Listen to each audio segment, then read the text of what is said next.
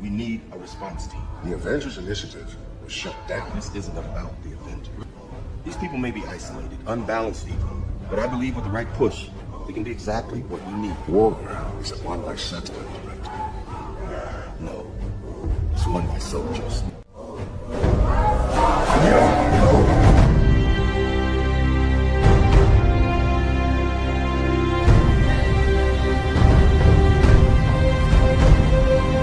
Right now, every single one of you out there, have a chance to be a part of the greatest organization the NFL has ever seen, the Dallas Cowboys. And you are fans of a championship football team. And what do? You blog. You blog so hard that you're running up and down the internet all night long. If it's 4 o'clock in the morning and you got to get another story out, you blog. You know why? Because you know more about your team than anybody else. There is 32 teams in the league. 32 teams. You expect them to know every team like you know yours? Wait, they don't. They don't. And how do you do this? You go to the Dallas Cowboys show, you get a blog, and you blog about the Cowboys. You blog all night long about the Cowboys. You tell people what they need to know about the Cowboys instead of letting people tell you. That's what you did all last year. No more. You know why? Because we have the internet. All you have to do is have heart. And you can do it. You know why? Because you're a fan of a championship football team. And a fan of the championship football team, they give everything. They give everything they got to help their team make it to the Super Bowl. And if you're not willing as a fan to give it all you got, then you go to the New England Patriots. Blog, blog, blog, blog. There's nothing better than that. Nothing more fulfilling. Nothing more special. Blog.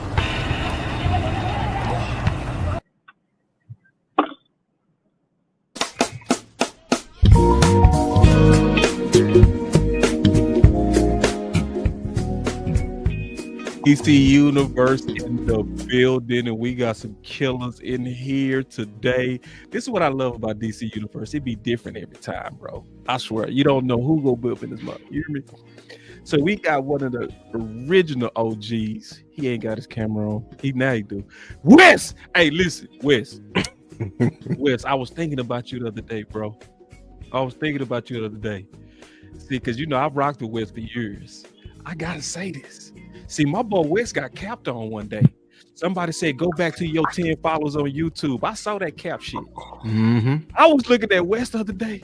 Wes had 37,000 cats on Facebook. I said, see, ain't nobody on YouTube doing 37,000 per video. See, that's what let me know, old boy ain't really one of us. Because if you really was one of us, you would have already known not to disrespect the homie like that. So I just want to give respect because I'm like, say, my boy quietly on Facebook doing 37,000 per video. What's up, bro? What's up with you? What's up with y'all, man? Hey, none of y'all 1,000 per video, homeboy. Hey. Let me talk about the numbers you was doing 5 years ago when I was with you. The numbers you was doing 5 years ago and 6 years ago when me and you was rocking together was 10,000. He can't be capping on that now. They be capping that. No, that's what he was doing on Facebook. See, don't think you the king because you the king of this molehill. Don't mean you the king of the whole mountain. You feel me? So watch your capping. So anyway, I wanted to say that when I saw 37,000, I said, God. So anyway, I wanted to show homage, bro, because see, cats that's in the space already know what time it is with you, dog. So anyway, let's get to this drama, bro. Let's get right into it. I'm kicking up with you, Wes. What's up with the rabbits having the gun, bro? The rabbits got the gun. Hey, you see I ain't move, right? What you mean? You see, I ain't moved, right? Oh yeah, you still Hey, back in the day. That was back in the day, Murph. That's back in the day, Murph. Hey man, hey, boys gotta show respect. That's all. It's just about respect. Show respect. Show that you actually know your place in this space. So anyway, let's go. Once you get injured, it just happened to be unfortunate. I've had injuries. My first 3 years, I did everything I was supposed to do to get paid. So I feel like that's why I got paid, because of the things that I did on the field my first 3 years. No one's thinking about, oh, he's going to get hurt next year, let's not pay him. No, that's not how things work. You get paid for the stuff that you do on the field. You perform your performance, and then that's how you get paid. And I feel like, it's unfortunate I had 2 back-to-back injuries, but I'm in a great space. I'm positive. I know when I get on the field what I'm going to do, so I'm not really worried about that. It's just all about getting back on the field, staying healthy, and once I'm healthy, I'm gonna perform. Still happy here? One more time. Still happy here? Yeah, I'm still happy here. I got great teammates, my friends, my brothers. They come, we check on each other, we talk, we tight. It's a tight group, so I'm very happy here, and yeah. Micah, could you? One more. Do you go with? He was like, man, they knew I was coming up and they just want to take care of him. And I just say, must be nice, you know what I mean? Is it hard to be patient to try to get a deal? Oh, no, patience is a virtue. I think it's key to patience. I think life is all about patience, knowing when it's your turn, when it's your opportunity, and then you maximize it. You always helped him when he's doing the rehab. Are you helping him with the contract? Because you got yours a little early. Yeah, of course. Telling him stay patient. It's coming. He's the best player in the NFL. Like, why wouldn't you pay him? Oh my God. Ooh. The Rabbits are shooting. I've never seen this. Wes, kick us out, bro. I mean, well, I'll put it to you like this. Micah, hey, that's what you get, bro. That's what you get. Congratulations for thinking you were different, bro. You thought you were that one Dallas Cowboy that was going to be able to do it your way and get different results. Well, congratulations. And you know what? Listen to me. I'm one of the people who, I take my shirt off in the street every time, and I be ready to fight people when they say Jerry Jones is a racist. Why? Because I love it. Because at the end of the day, I love situations like this, because Jerry Jones shows you it's not about race, bruh. It ain't got nothing to do with race. He didn't did Zach Martin, white boy, went to Notre Dame, white as you can get. He did it to Tony Romo. I know the white conglomerate tried to draft Tony Romo, but I'm sorry. The Hispanic coalition, they put a first-round pick in. Tony Romo is Hispanic. His daddy is Hispanic. He did it to him, and you see what he did to DeMarcus Lawrence. So this has absolutely nothing to do with race. Nothing, unless you're green. That's it. And Micah Parsons was green. Micah Parsons literally thought that he was going to be different, that the Cowboys were just going to do him right. Good. And you know what's funny? I'm not going to try to be long-winded. But you know what? What Micah Parsons really did is he really sour right now. You want to know why? Because I've been preaching that the only reason why Micah has been playing it the way he's been playing it is because I think Jerry Jones did a little back alley deal with them. Because Jerry, he 80 years old from Texas. They be doing, they invented the back alley deals. Y'all know that, right? California, we hustlers. You know what I'm saying? We gonna rip you off in your face. Yeah. They gonna shake your hand. They gonna shake your hand behind the door. You know what I'm saying? Nobody else can see. Yeah, so I think that Jerry Jones and Micah Parsons did a backhand deal for probably about $34-35 million. And Mike is all on Twitter, and he's all on Twitch, and he's all on Cowboys TikTok, making TikToks. One place he ain't on is his podcast. You notice that? I'm just saying, I noticed that too. But he ain't been podcasting. But then all of a sudden, and I'm not being racist, but this is how I talk. The white boy got $41 million and kind of messed up everything. Because I ask everybody this question right now. When TJ Watt got $41 million, who do you think was the first missed call on Jerry Jones's phone? Probably Micah Parsons' agent. Micah Parsons' agent telling him, hey, Jerry, you know that deal or you know that little thing we never signed? Yeah, that never happened. 42's the new number. And you know what Jerry Jones said? Jerry Jones said, man, I'm not giving you $40 million, man. You missed 6 games, even though he missed 4. He missed 6 games. We gave Dak Prescott that type of money. What was that money? $40 million. That's the problem. The problem is Micah Parsons, you should have got your deal in paper. You tried to do this little sick stuff and tried to play Jerry's game and just thought that Jerry was going to hold you down because you just so hold it downable. And then he showed you, boy, you is not special. And then he hit you with the P. Diddy laugh. You are not special. DMV. Did he say the P. Diddy laugh? He did. Hey, you know that P. Yeah, you know when someone laugh at you, you know when something behind it. I can't hear you, D. Yeah, you muted. My bad. My son called me, so I put it on mute. My bad. Okay. So it's like I want to agree with West Coast, and I probably will agree with about 75% of it, right? The only thing that I kind of want to add to it, it's more so me adding. He's right about the color, but there's still some plantation vibes. And it don't necessarily mean that you got a color with it, but Jerry feels, and you can kind of hear it in the press conference and everything like that. If he pays you, you got to do exactly what I want you to do. You got to run, jump, fetch, whenever. When it comes to rehab, when it comes to marketing this team, I actually heard somebody tell me today that players have been might even be blocked from doing podcasts. You know what I'm saying? So you're right about that. You know what I'm saying? But have you noticed that we haven't been seeing our favorite players on anybody's podcast or doing anything extra, right? Nope. So it's like, right now, I think that the players in the ownership, and it's starting right now, and I know that we're going to talk a little bit more about it, but they're at a standstill right now, and I think that it starts with this Trayvon Diggs injury situation. Why else do you think you see Mike and him standing side by side fighting together? I don't think that this is something that I've seen. I've never seen it with our players where it seems like they're banding together. So whether people want to start with, let him finish, D. Yeah, I'm sorry. Henny here, boss. Henny here. Oh, Henny. No, go ahead, Wes. What was you about to say? No. I had something to say, but what's it? I do see a little race issue though. I'm do too. Straight up with it. I do. Before you go with, I'm gonna tell you the small race issue I see. I don't see it getting nasty like this with the white players. I'm being all the way honest. I don't see it's like Zach Martin. Not in the open, but yeah, not in the open. No, Zach Martin skipped the line. Shout out to B-Bird with the last Super They did not go at him, bro. They went at Diggs. They go at Micah. They went at Dak. They went at Amari. They went at all these people. But, you know, like when, look at how they doing Ferg now. When they talked about Ferg, they said, well, like, you know, we go look at last year like that was just a one-off. Like, no, bro. Like, no, when Zeke played on that bad leg and still gave you 1,000, y'all was like, hell with you, Zeke.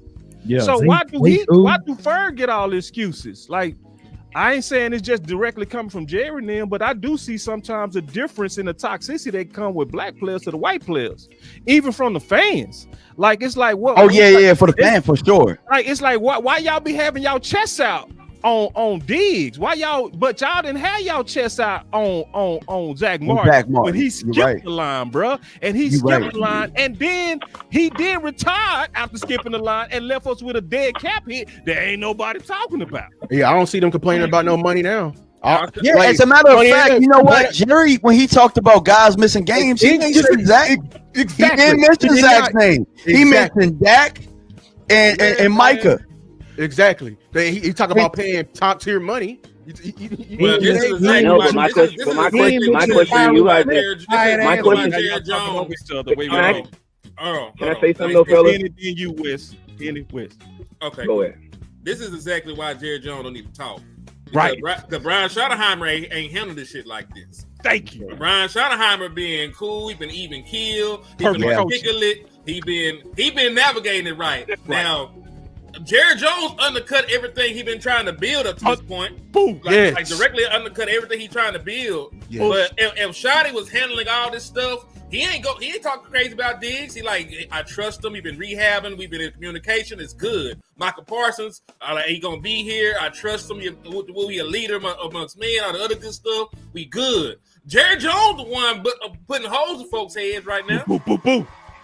You know, so really, like, I think if Shotty was given the opportunity to actually be the dude talking and in command of this is a non-factor, because there could be anything going on behind closed doors, but that would have been an in-house business. They the one letting the world know. They're just like the couple online that fight. You know, they post everything. They post the 30 draws. They post that he done got this person pregnant, and then they gonna post 24 hours later, say out our business. We good over it. Look, no, you let us in. I wants to know if you still burning. And see, this is why I'll go for the go. No, I ain't gonna cut off West. I'm gonna keep going to West. Go West. And then we got Elp and we got Luke. I was just gonna say that I'll say it like this. It's not a racist undertone. It's not a racist undertone. It's just that this. Y'all just going to hear me out on this, fellas. I'm listening. You ain't got no white players that's even in the same sphere as Dak and DeMarcus Lawrence, and not DeMarcus and Micah Parsons. So $11 million and $40 million, bro, that's a difference. That's a big old difference, right?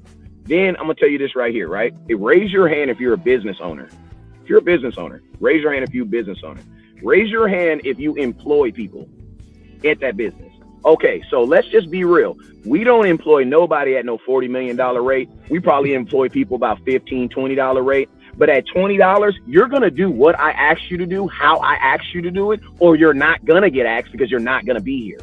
Bro, listen to me. At $20 million a year, your ass need to practice where I tell you to practice at. Listen to me. I understand that we're all about the people and all this. This ain't no goddamn slavery. Now that part, hey, listen to me. There are only why he didn't do that to Zach? Listen, want to know why? Because Zach didn't take it that far. What? He held out twice. He held out twice. Let me finish. I'm gonna tell you. Listen. Jerry Jones doesn't mind you holding out. It is your legal right to hold out. It is a legal right to hold out. That is, listen, if that's holding out is actually a parameter within your contract. That's how we know. Yeah, Jerry Jones does it. That's your legal right to hold out. The CBA gives you that right. Yeah, right. So I don't. The CBA gives you, and their contract supersedes the normal contract of a player. You're right. Fact. So yeah. So I don't. That's what I'm saying. Like I don't. So that's why I don't think Jerry Jones gets mad at you holding out. I don't believe that's the issue. I honestly think Jerry Jones kind of expects that, considering that he knows what he's going to give you and what you're going to like. That's what else can you do? The only thing you can do is hold out. You know what I'm saying? Yeah. So and so my thing is this.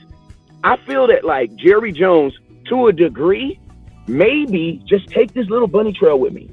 Maybe Jerry Jones has taken a step back and said, some of this stuff is just getting out of hand, bro. Like, freedom is good, but you give a kid too much freedom, then guess what they do? They free to do whatever the hell they want to do.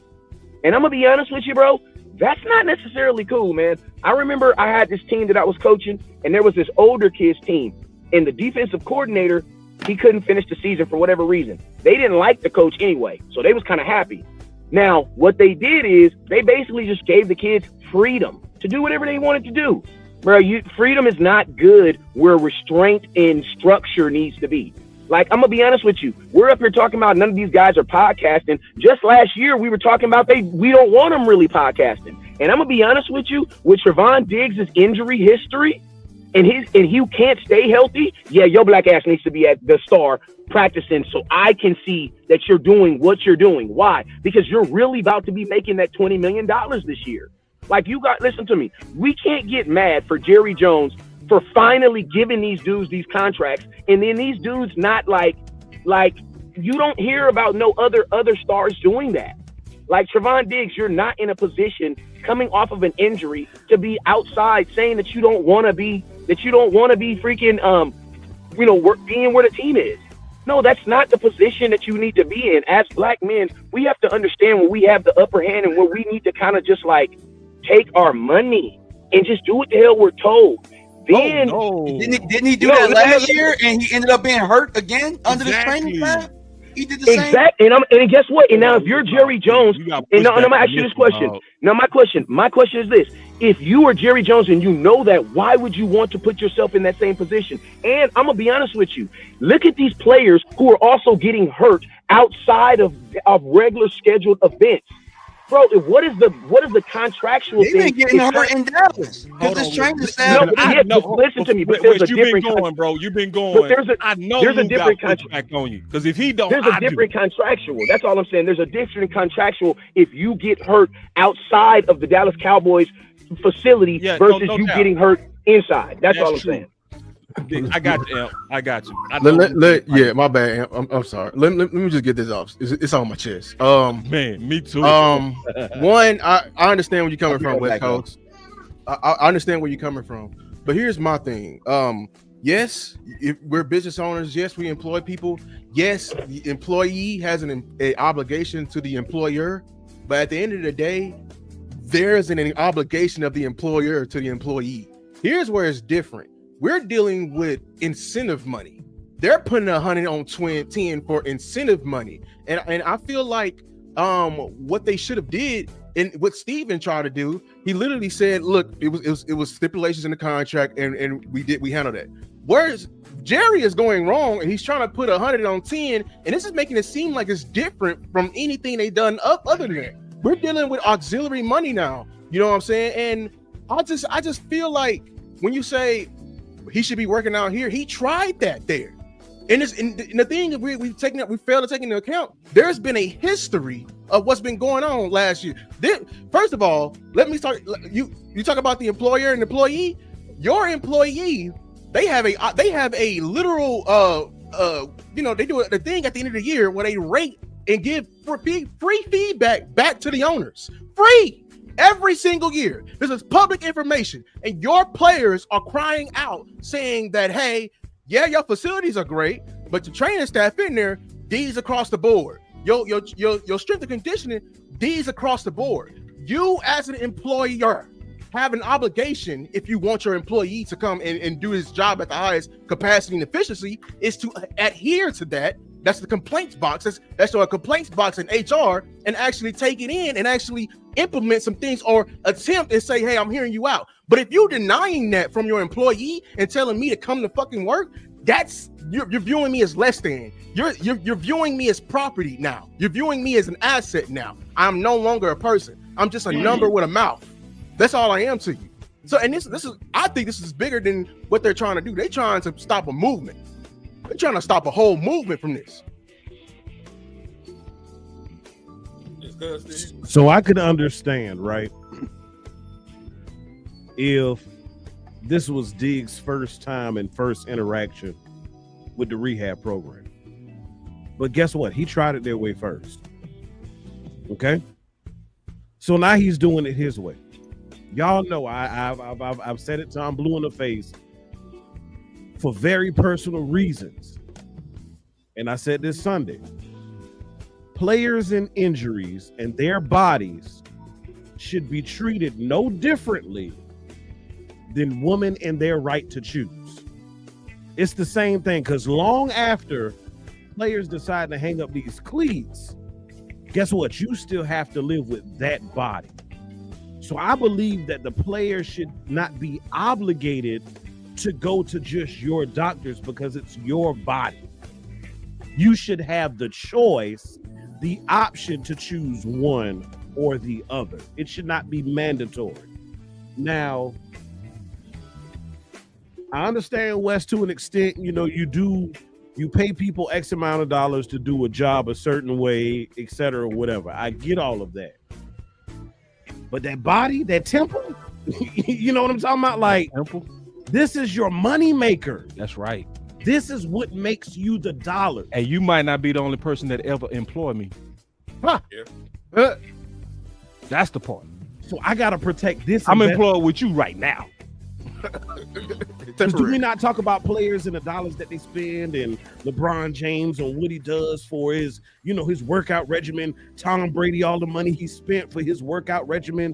These players are investing into their body. Nobody says anything when the players invest into their body, but now that I want to rehab my own body, now sudden it's a problem. Man, that's why I love this. Because this is a good ass debate, bro. I ain't mean to cut you off, but you just hit it. That was a good spot right there. Y'all go ahead. Oh, can I grab him? I got to hit it. I'm gonna be quick. I promise. I'm gonna be quick. You made your words. You made your words. I'm gonna hit it to you like a stick on the track. Just stay stick when you ready, bro.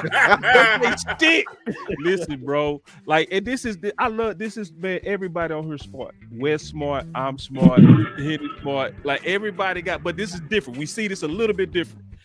I kind of lean on what Lou's saying and what M's saying. Like where, and this is a dilemma that happens with great athletes. This happened with Brady. This happened with Luka, where it's like, I got trust issues with your doctors. Y'all getting these. Kawhi Leonard too. Kawhi. Y'all getting these, and I gotta put my body where you're getting a failing grade. No, dog. No. Like, listen. This is what I think they need to. This is how they come together to me. You come together like, I just need to pass the inspection. If I pass the inspection, then leave me alone. If I don't, because see, with Brady, it's ludicrous for New England to be like, y'all got to go work out with my people. Hold on, West Coast. It's ludicrous to tell Tom Brady, who came up with the TB12 method, drinking it, his whole love for the game was gonna guarantee that he was gonna come back optimal. So he didn't need an understaffed facility to make sure I'm ready. I already said this. I see this from Jerry and them standpoint that if I'm employing all these people, I want y'all to inspect them, but don't go so far to start acting like y'all are just righteous in y'all standards and trying to get me healthy. Because I saw y'all rush Gallup. I saw you tell me Bland was gonna be ready, and 6 weeks later he still wasn't ready. Right? Y'all got a track record that has covering up surgeries. No, let's air it all out. Covering up surgeries. Brandon Cooks. Hey, I'm gonna tell you. Go ahead. Go ahead. No, we got hit. No, I know, because I was ad-libbing. My bad. The debate is good, but we got to go ahead, and I got you. But you get the punch back. All right, my thing is this. Like, I understand both sides, but this is the thing. The way that Jerry spoke, you're gonna have to say if he lying or not. He spoke as if he wasn't tripping about him rehabbing away from the team. He just wanted him to be there for the stuff. So if that's the middle ground, and Boss, like you said, that's not what he said though. That's the inspection part. No, yesterday he said something different. He said, "I want you here all the time." That's exactly what he said, bro. So it ain't just the inspection. If he was meeting me in the middle, it would be like, just pass my inspection. Now he's saying, I want you at my facility, which if I'm Diggs and I'm I doubt what he said is he wanted him there for all the major events. I didn't think he said he wanted him there for the clip, bro. He said all. Run it for me. I'll run it for you right now. Because remember, that's why he mentioned Dion. He mentioned Dion. Yeah, Dion, he want to come up, he said Dion came. Yeah. I mean, that's the point that I really got there with the parable. The parable. He mentioned Dion being away, but he wanted Dion to be there for this, and this. He said he wanted Dion there for show. Yeah. In other words, and then because he said Dion made the point that, hey man, I do more work than these dudes, right? He was like, but it's like, nah, but I need you so they can see what makes you great, basically. You know what I mean? That part I understand what Jerry's standpoint, but what he said about Diggs is he said, I want Diggs here all the time, pulling in that. Hold on. Okay. What y'all niggas eat today, man? I'm over here.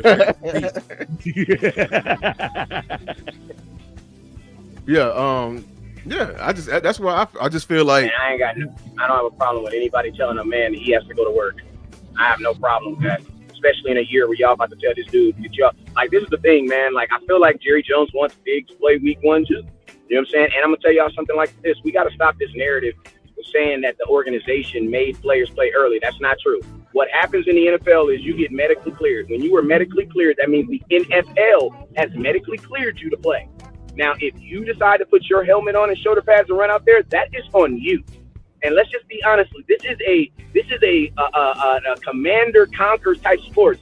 There's my son at 6 years old played in a world championship with a broken arm. I had to sign a waiver for a 6-year-old. He did not want to miss the game. At 6 years old, he didn't want to miss the game. But here's my pushback. I think that's corrupted. I got the clip too. I got the clip. Yeah, let me say that. I think that's corrupted because I understand people need to come back and be at work, but the way Jerry worded it, he hit it right. Yeah, but can I say something real quick? Because I can explain. I can say this. Then I'm gonna say this is my last part. This is what y'all also gotta understand. Michael Parsons, there's a 50-year do you difference expect between him, every even though he's single here, person on here. do you expect him to practice with Jerry until? Jones. Go ahead. I just want them to have the clip ready to go. No, I'm just saying, like, man, y'all need to hang out with some older folks. I think if y'all hang out with some older 80-year-old people, I think it'll help you understand Jerry Jones a little bit better. When you over the age of 80 years old, bro, you done been on this earth damn near 100 years old, bro. You are saying what comes out of your mouth, how it comes out of your mouth. You have been through damn near slavery, oppression. This dude has been through civil rights.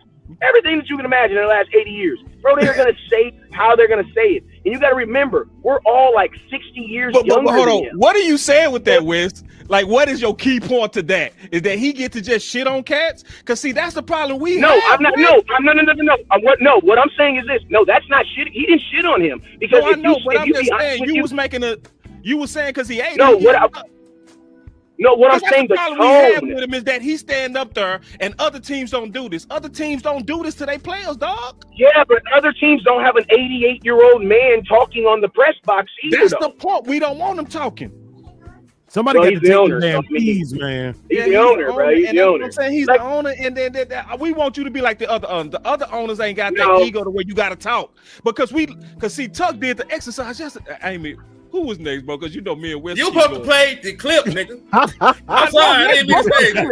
No N-word. That's my last one. I'm sorry. He cut it off. He cut it off at the end. He cut it off the end. He cut it off. Gets a contract finalized. Well, everybody here is under contract. Everybody. Yes. And so that's what that is.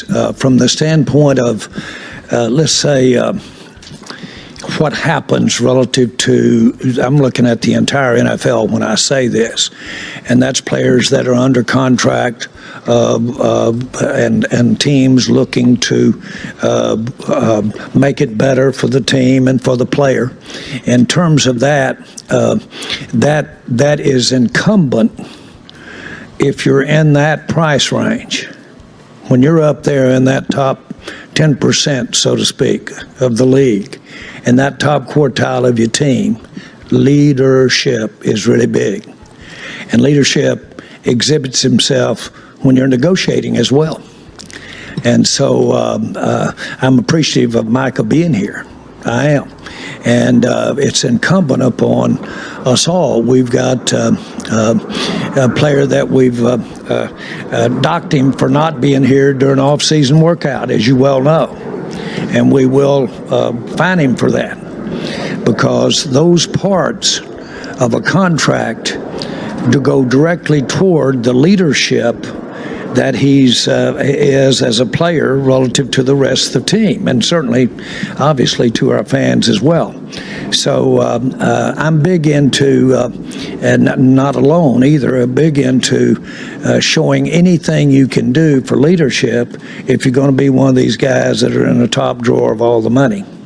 Hold on real quick. That was the wrong clip. I got you here. I got the right clip. But I will say this. From that clip, No. I want to get you the right I know what you're clip, saying. dog. I'm just saying from that clip. I got it right here, Prue. Just give me one more chance. One more chance. Okay. I'm just saying. He made Tommy Yards, DallasCowboys.com. Jerry, you kind of brought it up a little bit earlier with Trayvon Diggs. So what went into that decision, and then what do you want to see from him as a leader, like you mentioned, and where do you feel like he is in the recovery process? Oh, we expect a player paid like Trayvon to be here all the time. There it is.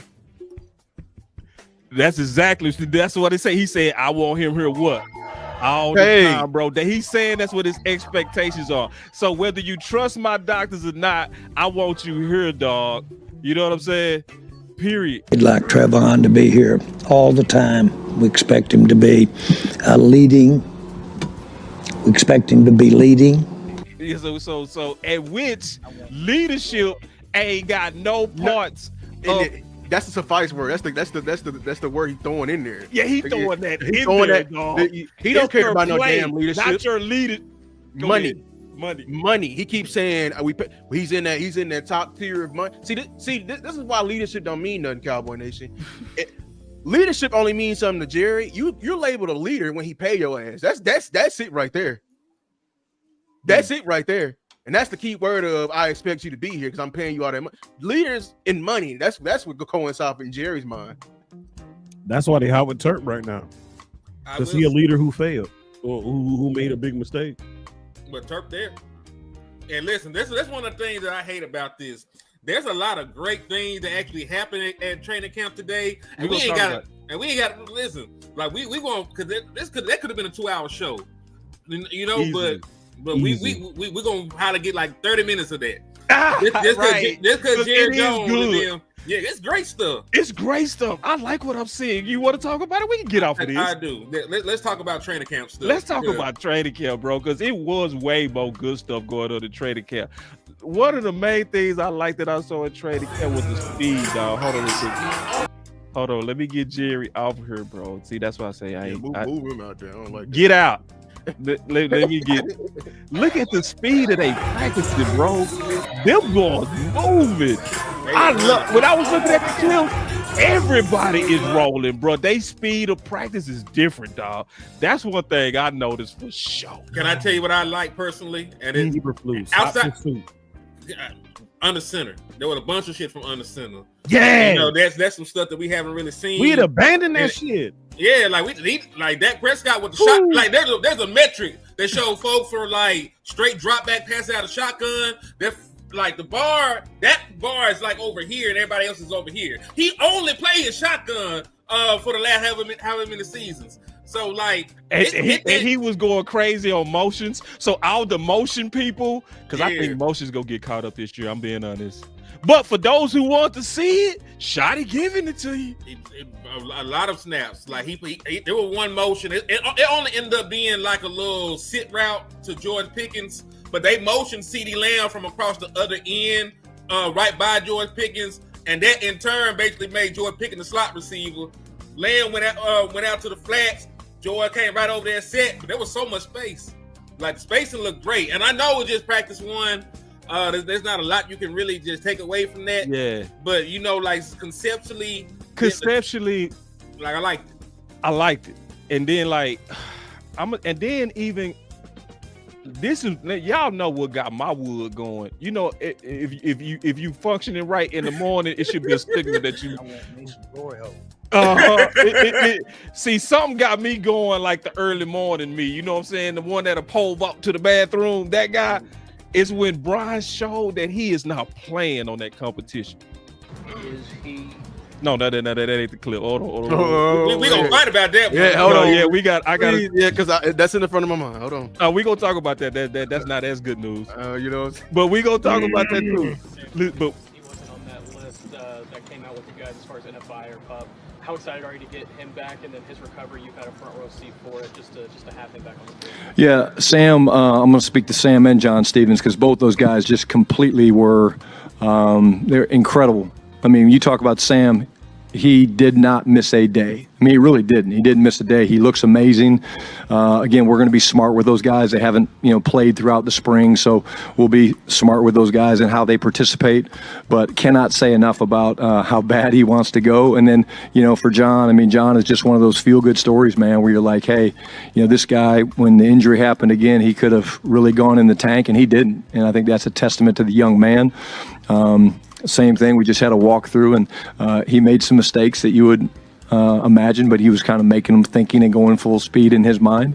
But that's why you do this. That's why you have the talk-throughs, walkthroughs, mock situations, and things like that. But kudos to both those guys for what they did in the spring, and also to really Jim and Britt and the training staff. And man, listen, I'm messing up on my clips, bro.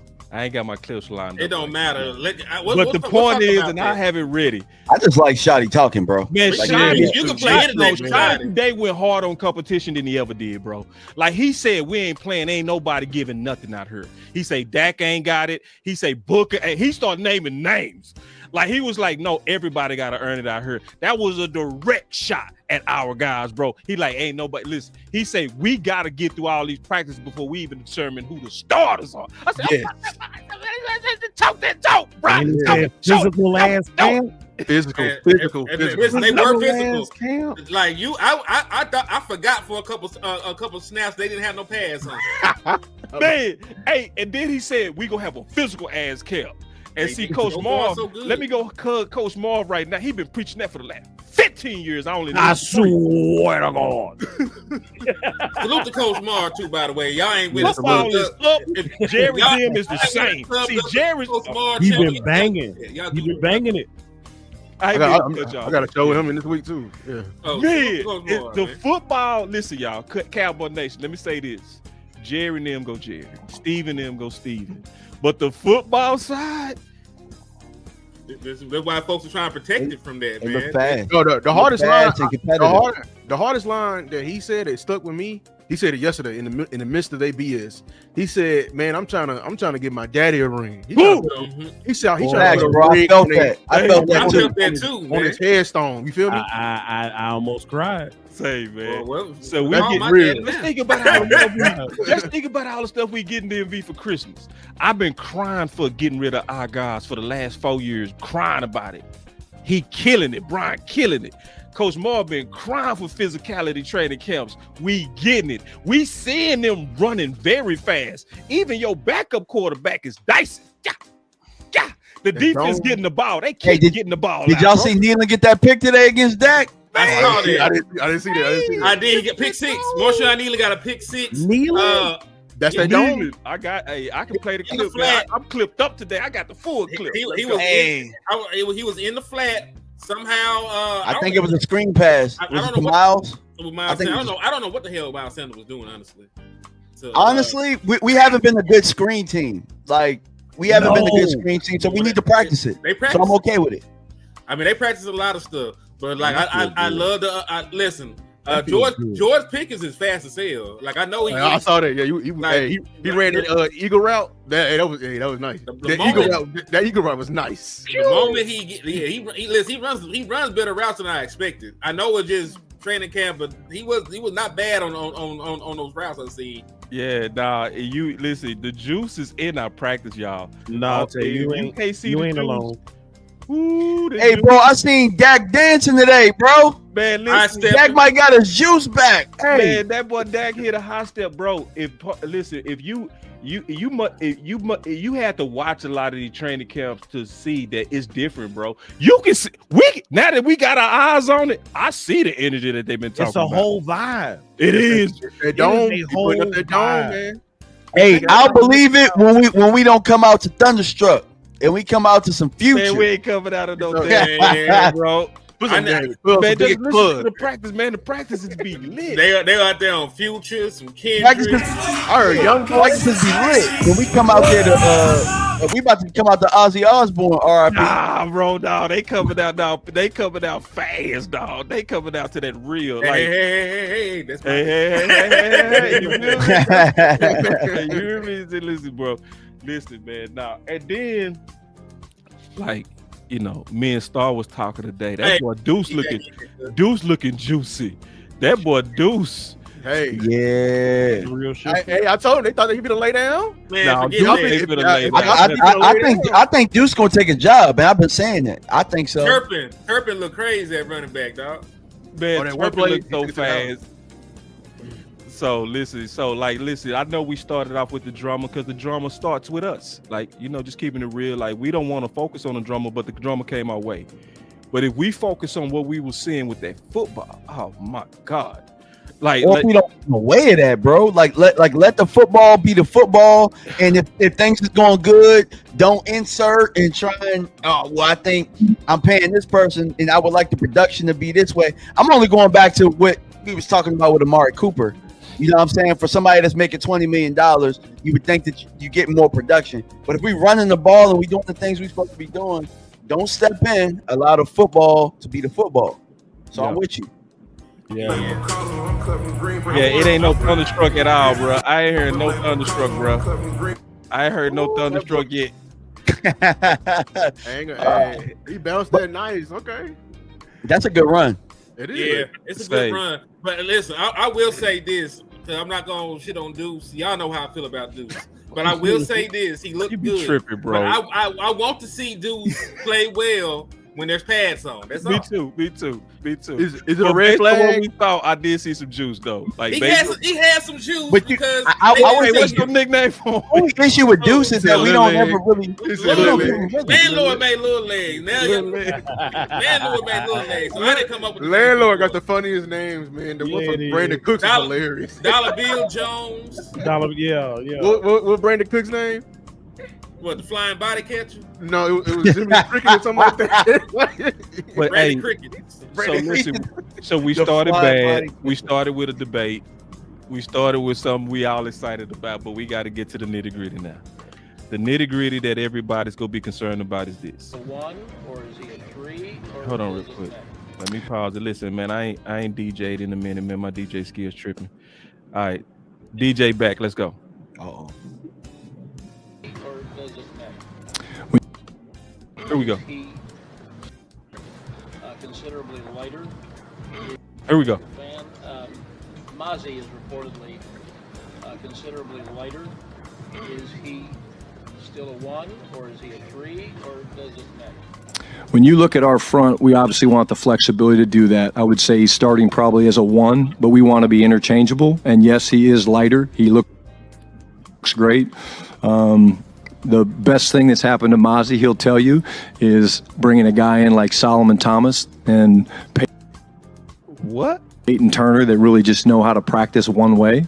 And sometimes when that stuff's modeled, you watch the way Mazi Smith practiced in the spring when he was here, it was night and day from what he was. So I think he knows in this type of defense that we're going to play with Flus and Aaron Whitecotton, he knows that the ability to get vertical and chase out of the stack and things like that will be really, really important.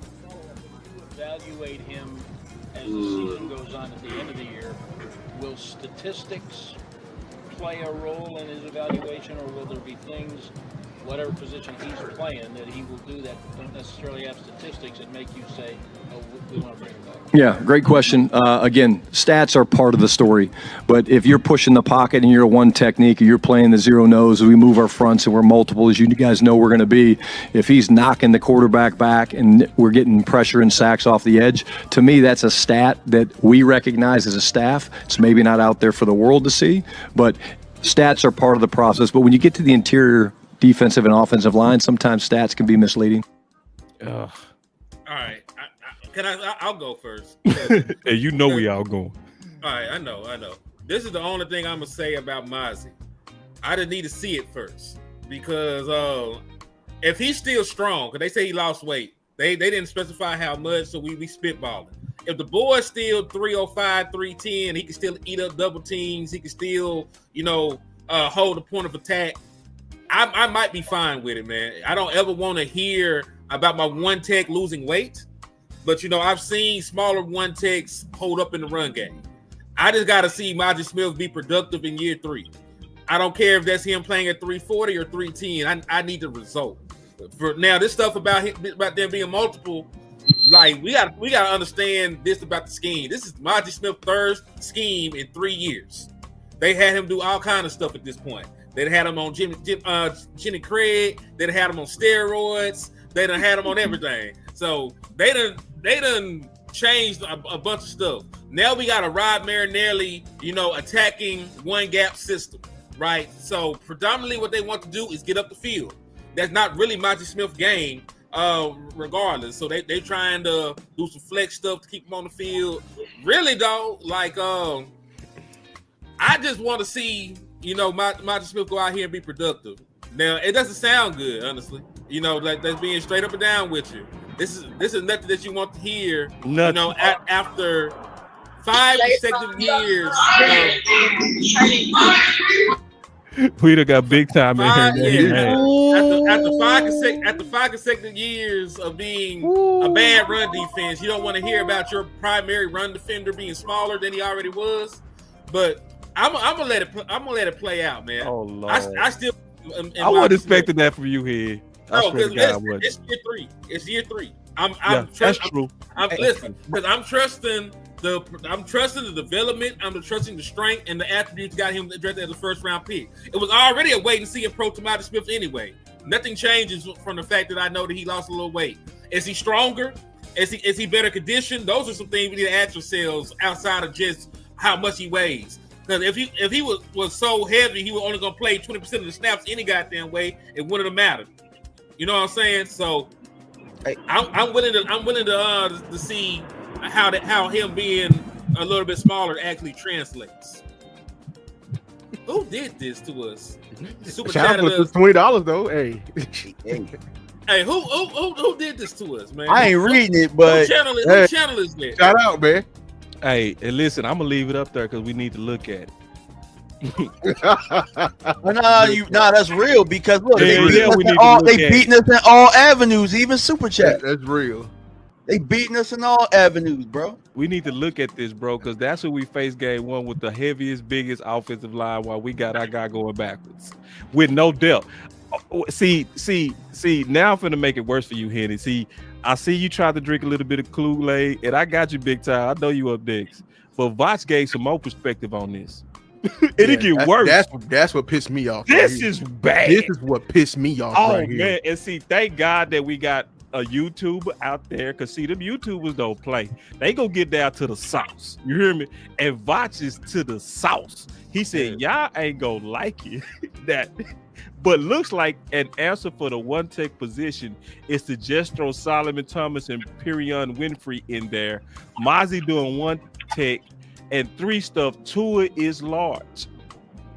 That's telling you that right now their primary one tech is a rookie. It's a rookie. I wasn't mad about them. I ain't gonna lie, I wasn't mad about Mazi losing the weight. He could be stronger, but this is the thing that killed me on the development, and this is why I'm mad about the plan they got for him. The fact that they said they view him as a 3-tech. What you mean you view him as a 3-tech? Brian? We did.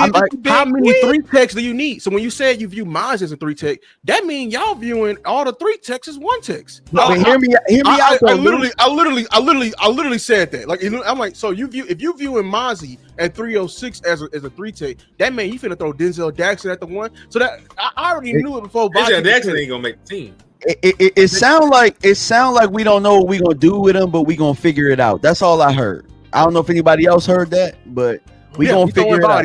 We throwing darts at it again. Absolutely. But to that point though, I thought he was more of a 3 when he came out anyway, and we were gonna put him alongside Hankins. I thought that's how we were gonna bring him along. It sounded like all right, we went away from that. We tried to make him a 1 last year, and now we're gonna try and make him do some hybrid stuff this year. We made him Tyrone Crawford, is what we did. You know. My question is this: I don't mean to cut nobody off, but Osa Odighizuwa was one of the highest paid 3-techs in the National Football League. Facts. How much are you actually taking this man off the field to have 53 techs? No, he gonna play 1-tech too. That's what it sounds like. Big time, go, man. I know you, man. Go. Oh, you muted. Unmute yourself. He done walked out. Listen, man. Listen. I'm at my son's basketball practice, but and I'm here in Memphis. It's hot. I'm outside. I'm probably gonna start sweating. I just wanted to come on here. Good to see all you brothers doing it. But listen, when it comes to this right here, man, good Lord, this is not Mazi's game. Mazi's game is not an attack and get up the field. That's the first problem right there. Did y'all hear Sinai say he's gonna get up the field? That's not his game. His game is to plug the middle. And he can't plug it like we saw him like he got pushed around. Good Lord, it ain't nothing to talk about. Why are we acting like he's a 3-tech when he's not a 3-tech? He is a plugger. Getting up the field is not his game. I saw him at Michigan. Michigan is my team. He's never been a get up the field guy. He is a plugger. That's what he is. He takes on double teams. You know, since again, new trying to figure out you drafted him because he was a plugger, a guy in the middle. He is not what they trying to make him to be. So all what I'm getting out of it is there's going to be another lost cause. We're going to be saying the same thing we said every year. Can we stop the run? Who is in the middle? We say it every year. And once again, it is not fixed. It ain't even. As a matter of fact, we're in the same spot we was in at the end of the year. I'm done. Y'all done. I'm done. I'm having y'all. Look, y'all have a good night. Y'all have everybody in the chat. Y'all get back to business. I'm done, man. Look, I see y'all when I see you. Good bless. Hey, Hey, listen to this. Hey, Bishop, I'm finna play something to echo you real quick. You do have I'm to out, look man. at the coaching right, change. The year big, before good we see got there, it was more just vertical, get up the field, get up the field, get up the field. Really not Mazi's game, to be honest. Have to look at. Now, I know y'all think the YouTubers don't know what they talking about. I know y'all think Bishop was just talking, but this is what Greg Ellis just said regarding Mazi. Maz, you do have to real look quick. at the coaching change. Reference for the people. Greg Ellis was in His what coach. capacity with the Cowboys? He was his coach last year. Okay. Yes. Just so we know. Maz, you do have to look at the coaching change. The year before we got there, it was more just vertical, get up the field, get up the field, get up the field. Really And not that's what Bishop was saying. Mazi's game, to be And Bishop also said it's not his game. Shout out to Bishop. honest with you. I think he played better last year. He flashed some good stuff, in my opinion, but he kind of shows why the Cowboys drafted him, what they saw. Now we Because they changed the scheme to what he was doing at Michigan. switching up again, and from my understanding, this again more vertical charge, more vertical So they going back to Dan Quinnish. charge. But hopefully they factor something into the equation to allow Mazi's superhero ability to flash. If not, you may need to just trade him. But I think that last part is what they're trying to avoid. Instead of getting rid of him because he doesn't fit the scheme, they try to make him fit the scheme. See, that's some stuff that I don't understand, right? They invested. I understand that they invested the first round pick. We know who we are dealing with. Right. Like I nothing just- goes. I- Nothing my thing goes. is, Nothing we goes never- to waste in Dallas.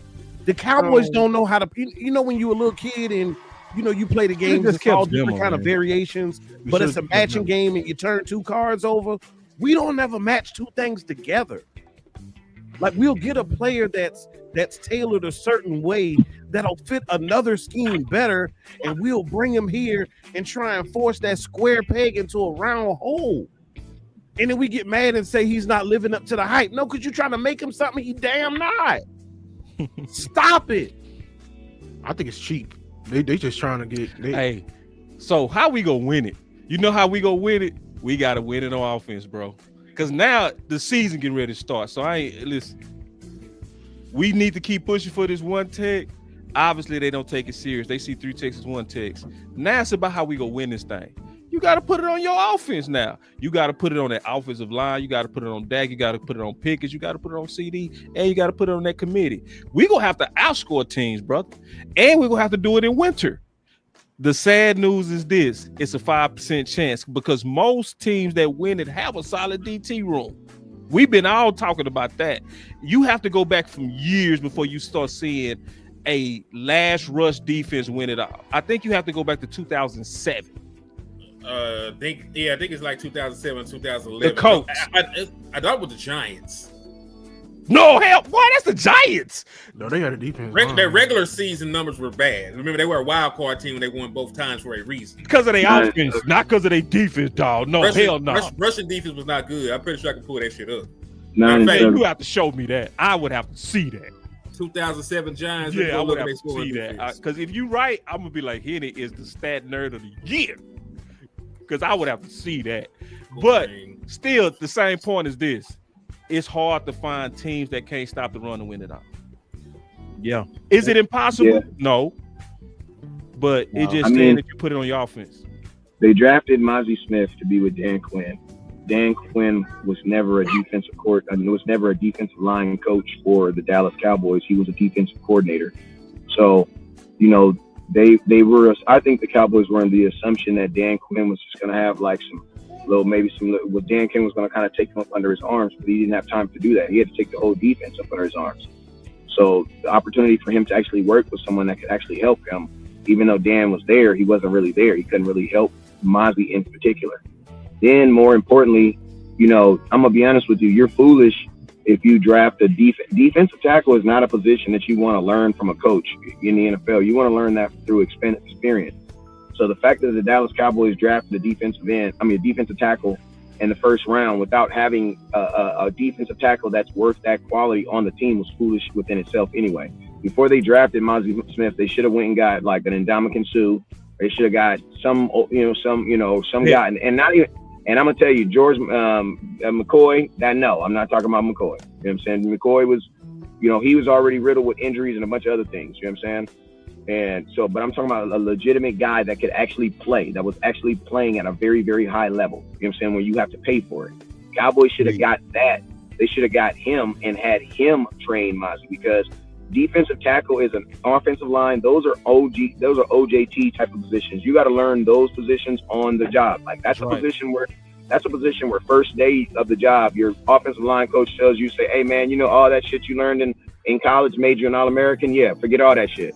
Forget all that shit. This is the NFL. Everybody's big. Everybody's faster. Everybody knows technique. Everybody, you know what I mean? It ain't right. Hey, like, Wes. Forget all that shit. You know what I'm saying? Right. None of that matters at the It's NFL different level. now. It's man stuff up here, bro. Hey Wes, can you say that point again about getting somebody in here to teach? You know what I'm saying? Because I think I personally think that when you pinpointed that, that's something that we don't typically do as an organization, where we get veteran guys in here to teach our guys how to be those guys, and then by the time it's their time, then we allow them to, you know, be who they're gonna be. I can say that in the running back room. I can say that in the receiver room. We finally did it with the receiver room, but for a long time we would go by committee and we wouldn't have nobody. It's almost like a chicken with their heads cut off. We like to draft and develop, but we don't bring guys in to really show these guys what it is to play at a high level. So I think that what you talked about, bro, like that was excellent, man. I just wanted to point that out. Yeah, Wes go hard. He all right. He average. Yeah, running back. We did have a running back. Remember? He make okay points. Hey, boss. Also, I was wrong about their run defense. It was their scoring and passing defense that sucked. Okay. So their run defense was actually just a small notch below ours that year. But also, think about that. We were the one seed. We were one of the few times in the 20th century the Dallas Cowboys had a good run defense, and we parlayed that into the year that we saw. I know that T.O. and Romo and everybody else, that offense got all the love. We were able to stop the run at a very high level in 2007. Nobody talks about that. Yes, true. Hey, and that's also why my name is Show Me. You see the value of it? You feel me? Like, and that's why I like rocking with y'all, because this crew don't got no problem with showing they work. Yeah. You feel me? Like, we put our pride aside over here, bro. Like, when cats say show me, we mean it. Thanks. Yeah, and I'm gonna tell you guys, like, also, like, the Cowboys also approached the D tackle position wrong in the first place. Like, you don't need one D tackle, you need two.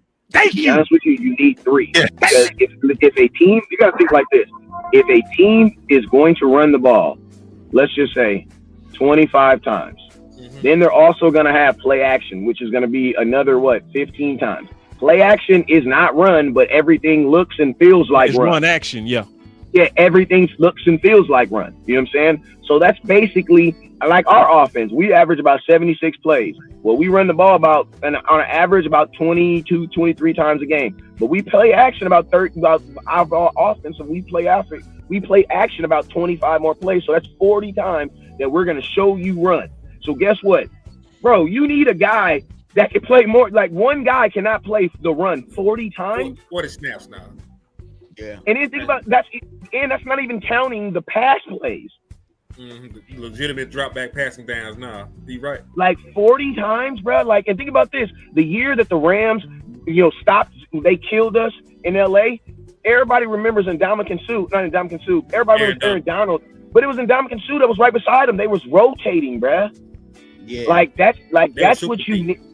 And we also got to remember this: we have been a 4-3 defense for God knows how long. A 4-3 defense has how many defensive tackles? Two.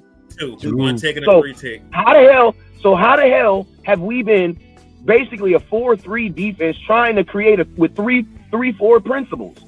Like, it doesn't make sense. Like, the Cowboys need to decide what are you? What is right. Gonna be, what are you? Align. See, Wes, that's why I said it don't matter. Virtually hug Wes. That's why I said they be cheap. They be cheap with it. See this because they got offense right. They align the offense. They did. They got the OC that aligns with the head coach. They got the offensive line coach. They aligned on that. You are way out of alignment on defense, and you've been that way. You know what I mean? If you go look at like teams like Pittsburgh, they go get coached that fit their philosophy. we're 3-4. You are gonna be a 3-4 coach. Right. You feel me? Period. What we do is we do 4-3-3-4, 4-3-3-4, 5-5-5, 2-2, 5-2. We just shit. We just with the win. With the win, bro. It's Right, like bro. no, make up your mind. What And are boss, you you know on what- defense? And boss, and you know what sucks even worse? Imagine if I told you, boss, I want you to make me a lemon pound cake, right? You get all the lemons, you get everything you need, you get everything you're supposed to do, right, for this cake, right? And then the night before you're supposed to cook it, you get fired. And then they bring in somebody else. They bring in Lou, and they tell Lou, hey man, we want to make an orange crisp cake, actually. And guess what, Lou? We're not gonna get you no oranges. We got to use what's already here. Right. Right. And it still has to come, and it still has to taste like an orange. Like, bro, like some of these coaches, like I almost feel bad for them, but then I don't because you took the job. You know what I mean? Like you took, hey man, you took the job. I didn't take it. You could have said no. You know what I'm saying? But like, bro, some of these guys, you feel bad for them, bro. To your point. Yeah, because some of these asks that they're asking these guys are damn near impossible, bro. Like there was a span in the Dallas Cowboys in our fandom where we literally went from a 4-3 defense, then we went from a 3-4 defense back to a 4-3 defense, and we had basically the same players. Yes. He ain't lying. And we over here making them change with the scheme. But And think about this. Yeah, but you bro. had 3 different defensive coordinators though. Exactly. That's how you know they don't know ball, and that's how you know they cheat. And we still been doing that though. We've been doing that the entire time, bro. The That's what I'm entire saying. time. They cheap and they cheap everywhere, even in the trenches. Can we talk? No, only pushback I got on this, you said they were aligned offensively. Didn't Brian Schottenheimer say he want to run the damn ball? They ain't get the boy no running backs. And they are not about to run the ball. You landed that punch. They're not about to run the ball. With that punch, I know they ain't gonna run the ball, but still, we need to be able with to. the way that you just landed that punch, you really. I'm gonna keep it real with you guys. Hold on, I'm gonna be quick, Wes. Man, you landed the punch to really say this. They not really doing Brian right, bro. I've been saying that, bro. Like you don't do him right when you. I know he took the job, but you got to take care of him. It's like if I come in here and I say, "Hey, man, I run a triangle offense." You got to give me what I need for what I need to run my offense. You not gonna go give me no big man and no triangle. You know what I mean? You're not gonna do that. But the fact that, and I know you took the job, but that's almost like being like, oh well, it's like, nah, I want to put them goddamn pressure on them to do right. Hey, boss, it's like this. Jerry Jones is an NBA player, and guess what? You an NBA wife, you know what come with it. Yeah, I mean, you gonna have to live through it. You know, he gonna cheat for maybe 15, 20 years. At some point, he gonna come down and you gonna have it. But you gonna, but listen to me. Hey, I'm just being real. You an NBA wife, bro. You know what it is, bro. You know it's some scandals, bro. You need to be Savannah and just be real modest and real. We can't never blame the coach, bro. We can never blame the coach because if you don't give the coach what he said he needs to run his team, because it's go back to your point, man. You gave me lemon cake ingredients, but you telling me to go chocolate. That's what they doing to safety's that linebacker. That's it right there. People forgot they did that to Dan Quinn. Dan Quinn. They did it to Kellen Moore too. They did it to Kellen too. They in the kitchen, but boss, they in the interview saying, "I can do it. I can do it." Man, I can do it. I can do it. You know why they doing that? I don't like your point right now. That's the end of the year reviews, man. They trying to keep their job, boy. Exactly. Because you know what happened? You know what happened? Watched all that film. That's why I wanted Mike Zimmer back. Mike Zimmer said, "Man, you telling me make lemonade? Motherfucker, go give me some lemons." That's right. He did. And see, that's why they did. That's why he didn't get that interview. That's why Mike not here, no. And that's why Mike didn't get too many mics either. Mike didn't get too many mics. How many interviews you hear after Mike? Yeah. How many interviews? How many interviews you remember he had after that? Yeah. He got that young thing, man. He over there, man. Yeah, I bet Mike said his ass. I bet he ain't gonna do that again. Well, I'd rather him go out. He said he wish he would have went harder though, Wes. At the end of the year, he said, he said he wish he would have went harder. You talking about Zimmer? Hey, you know what? But you know why though? You know what I think Zimmer was really saying though? What I really think Zimmer was really saying when he said he wished he would have went harder, I think he's saying that like there was a point in the season where the Dallas Cowboys gave up. I do believe that. I think when Dak went down, they gave up. You know what I'm saying? No. I'm saying the organization. Oh, okay. The organization gave up before then. Oh yeah, bro. When Jerry went as far to say that, like the quarterback play was bad because Dak was gone. I think Jerry Jones and Stephen Jones, when Dak went down, I think they literally checked out. So I think that's what Zimmer and even Micah Parsons. Because remember, Micah was even saying, like, bro, like we're not quitting. Like it doesn't matter what's going on with the playoffs. We're not quitting. So it sounded as if that was kind of being the message that was pushed, where it was like, we're not gonna lose. But I mean, I call it competitive losses. That's what I call it. You know what I'm saying? We do be in a competitive losing business. Because if you lose on purpose, your ass is going to the feds. You know what I'm saying? But you can competitively lose. You can competitively lose, make it look like it real good, but you have no intention to go out there. Field goal to win the game. You can miss it a little bit. We ain't gonna die. Or think about this, or you can do subliminal things like this. You be begging for a receiver all year, and then when your quarterback goes down, you trade for a receiver. What? Oh man, hold on. It's one more thing I forgot to talk about. This a little bit messy. What's up with them empty stands, bro? Shit, we ain't made it out there. No, they say them stands empty, man. Hey, Wes, you going out there? I mean, I put it to you like this. I've been telling people to not go to training camp until they put helmets and shoulder pads on because, man, listen to me. They're not doing anything right now that is worth me putting my mouths to it. I've learned this over the years, and every year I tell myself I'm not gonna come until they put shoulder pads and helmets on because, man, that's what it is. Like it's an organized OTA, like them running around in circles. Yeah. And everybody looks good and everybody looks fast. You know what I'm saying? So that's why I say, man, I need them shoulder pads and helmets. At this point, I've seen enough of the Dallas Cowboys running down the street with their state shirt and their t-shirt on. I need to see helmets and shoulder pads. And I'm gonna tell you this right now. I need to see that Ram scrimmage, because that Ram scrimmage is going to be a first little look at something. And I'm going to tell you this right now. I got 4 running backs, all 4 of their ass that better be playing, because ain't none of them earn the right to play. I don't know none of them. Wait, do we have 4 or 5? I don't know none of these dudes. I think it's 5 because I think Lipke is in the running. Bro, if you don't slap yourself, bro, I'm bringing back slap yourself for 2025, bro. If you don't slap yourself, bro, and never in my life do I ever want to hear about a fullback getting carries, bro. If my fullback ain't talking about knocking someone out their cleats, you, sir, are not a fullback. I don't think he's a fullback. I think we made him a fullback. That's the thing. They converted him. I think they made him a fullback. He was a tight end / running back at the college he came from. That's why he do that tight end stuff. You the only power back you got right now. And he's a damn good fullback too. His lead block can be nice. I think he all of it. Also, Wes, they just don't let it. They don't do it. They need to do more. And I'm gonna tell you right here. They don't. The Cowboys. And he blocked better than your tight ends. They just don't let him do it. I seen some tight ends hit the ground today. Hey, I was gonna tell you this right here too. To lay balls out as a lead blocker. And think about this: like the Cowboys are the biggest oxymoron. They're the one, like, bro, we don't believe in the run. We don't believe in the run. We don't utilize the run. But we have a fullback on our 53-man roster. Goofy, bro.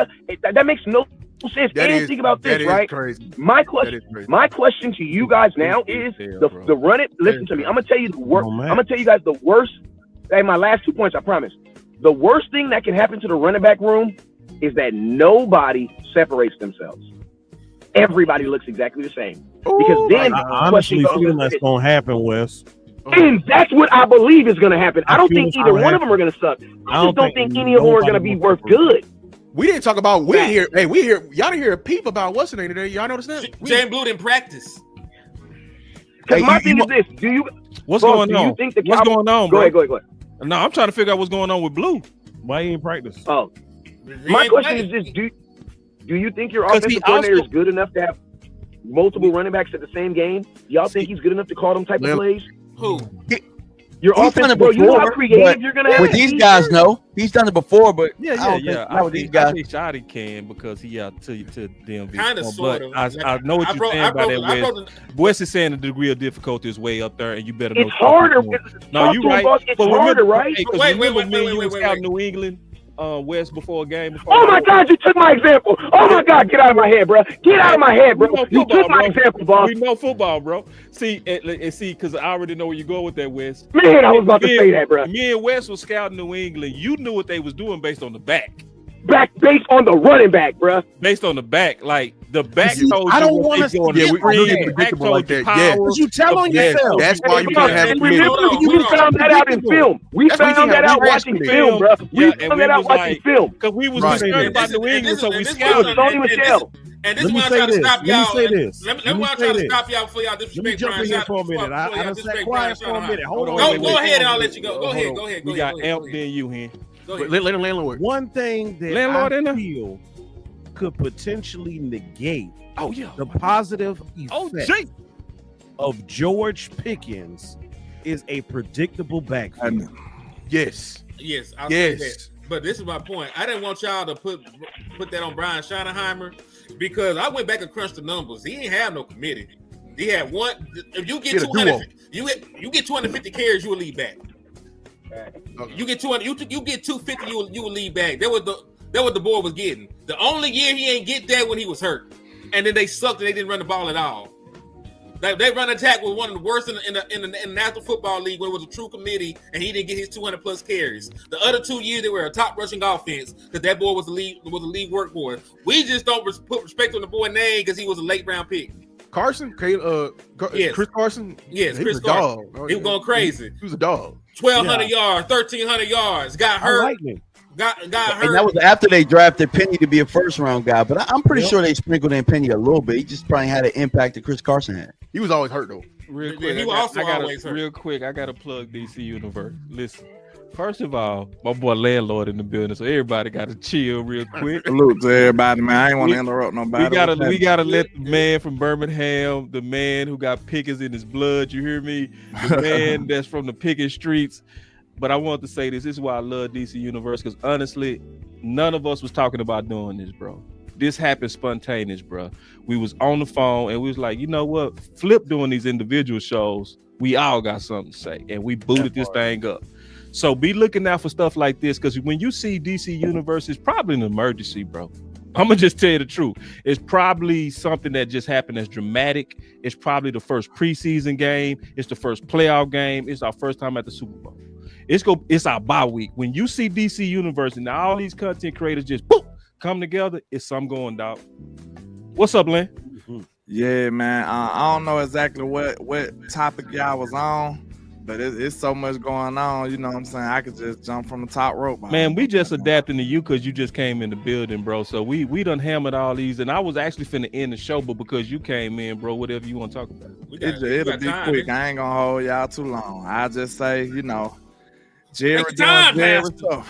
Jerry doing Jerry stuff. Yep. And man, I don't really even know how to describe what he's doing, because it just seems like he should know better by now. But you know, some people look at it as a way for him to generate buzz and cash and stuff like that. But I just don't see that being great for the overall goal, which is supposed to be football and being productive, giving your first year head coach a fair opportunity to be a good head coach and drama free.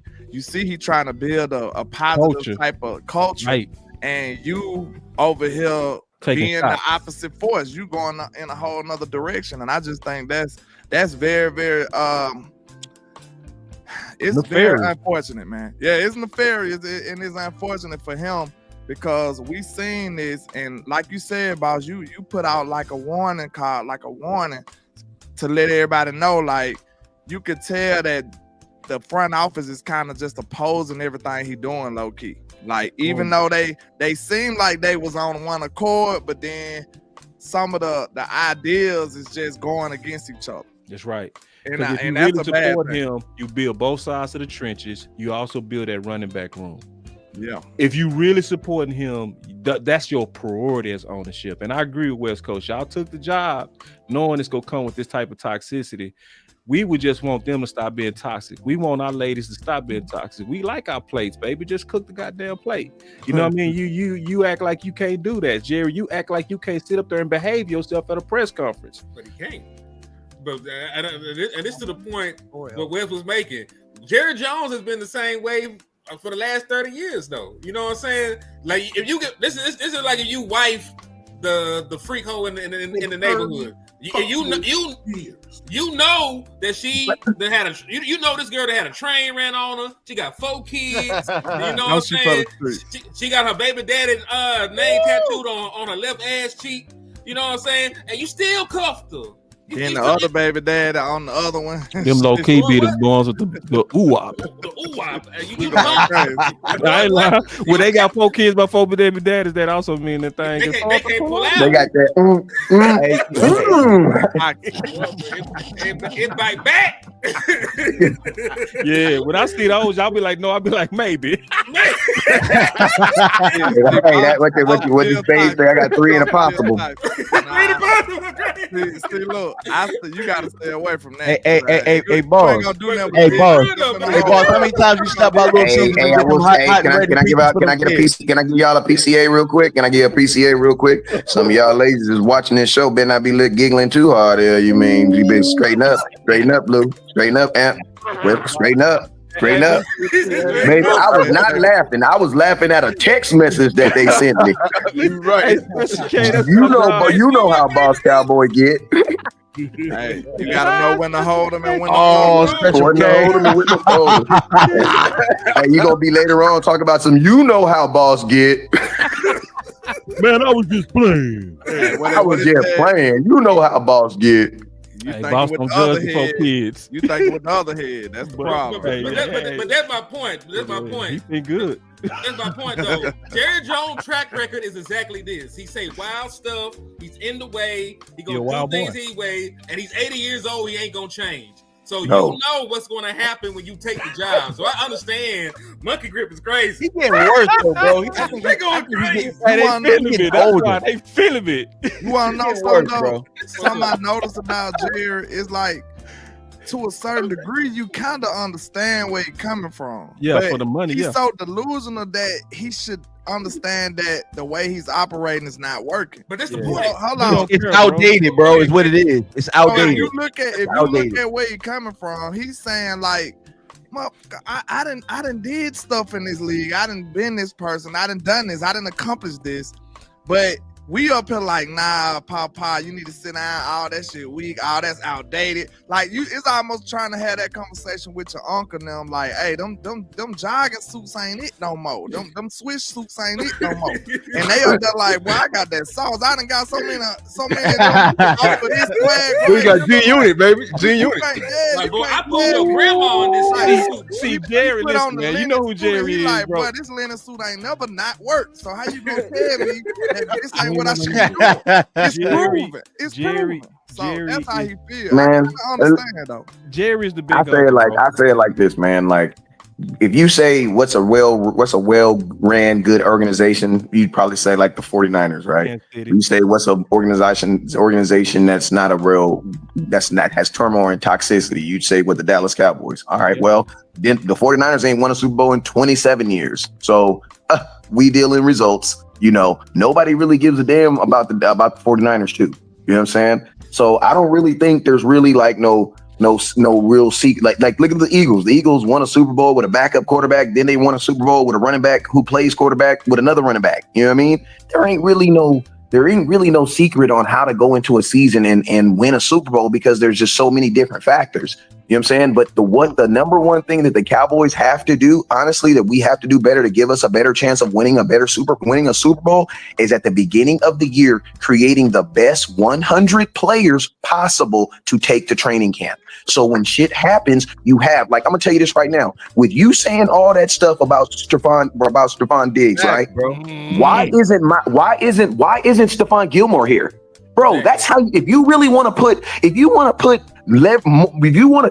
fire up on somebody's butt, bro, I mean, don't get me wrong. He said, yeah, you know, I probably can make the $500,000 back. But no, you don't do that. What you do is, if you think this dude's getting wishy-washy, you know what? Don't trip. You ain't gonna make my food the way I want it. You ain't gonna do what I say. Somebody else will. Somebody else will. Somebody else will. Why isn't Gilmore here? Like, bro, if Jerry was really gangster, if he was really like, because that's what's holding someone's nuts. Like, you know what? Don't trip, Diggs. You want to do what you want to do? Don't trip. Don't even trip. You know what we're about to do? We're about to trade for Jalen Ramsey. That's what we're about to do. Because you know, and guess what? When you come, you figure it out.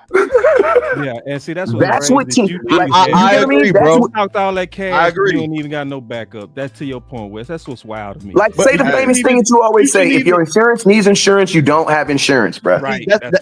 But see, what we're talking about is the reason that our organization we struggle is because we mix the ownership with being the GM and building a football team. See, what you said was a football solution. Right. What he'll go back to is I'm paying you this, so you need to do that. Instead of let me come up with the solution football wise. That's what we're missing. So I agree wholeheartedly with what you're saying. Also, too, like a thing that he said yesterday to me was our quarterback play dropped, and that's because Dak was hurt. No, we sucked when Dak was here, and that's because he didn't have the line around him, and he didn't have the receivers here. You know what I'm saying? So to your point, the best 100 people, we done gave Tober 80 million chances to get it done. When we've shown, we've needed a number 2 receiver for a while. They figured it out. I'll give it to them. They went and got Pickens, and part of their plan might have been to get Ravel at corner, but he hurt. I mean, the thing is, we just need more football. That's it. We need more football. And that's why it's not I think about, you said something about being too cheap earlier. Somebody said being too cheap. Yeah, I would say they were cheap. They just cheap everywhere. Yeah, that was definitely what kills me. Can I give you a pushback on the cheap thing? Listen to me. I don't necessarily think that the Cowboys are cheap. But what I want what I believe Jerry Jones really wants is he wants instant gratification. He wants instant return on his investment. That's why, if you notice, Jerry Jones likes paying guys during training camp. Why? Because he can see you. He don't like playing guys when the free agency. Why? Because I pay you. I don't even know if you're gonna come to voluntary training camp. You know what I mean? Then I don't even know if you're gonna come to You know what I'm saying? Jerry and me and Boss had this. Remember, we talked about this a long time. Like, you know, the way they do it is because they want guys to get paid and come right into the season. The most important thing and remember, Jerry Jones is a businessman before he's a football man. If you're a businessman before a football man, that means you're more worried about getting your money back in that first year. That's that first year, bro.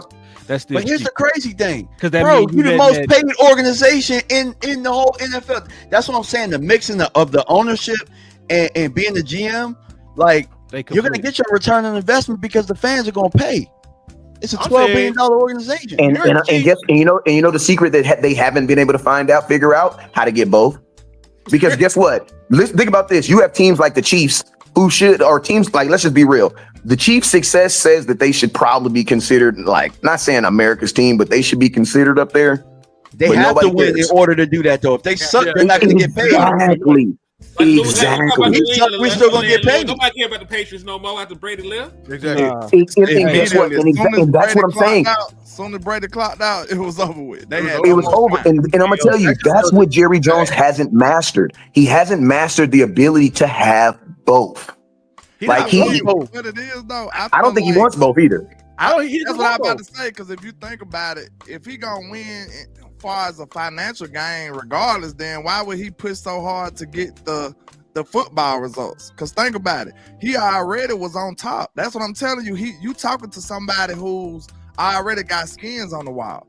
He already in the Hall of Fame. He already done shit, bro. Yeah, like, He ain't hungry no more. Yeah, it's like for Jerry, I know he said he want one more. Yeah. He might want one more, but do he have to have one more? Is it a necessity? Can he not live without getting this one more? I don't think so. I don't think that's how he's looking at it. I think he's looking at it like, you might want old girl, but do you have to have her? Like, what are you willing to do? Landlord, and think about this too. I don't think he on that. And think about this. You're absolutely right. Because think about this. At Jerry Jones' big age, I'm going to be honest with you, man. My grandmother's 89 years old.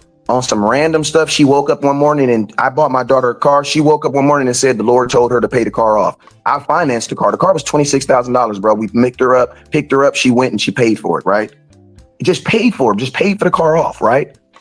What I know, do you think Jerry Jones in his mind at his old age, knowing he about to go see Landry, cares more about another championship for his family or putting another $200-300 million behind his family?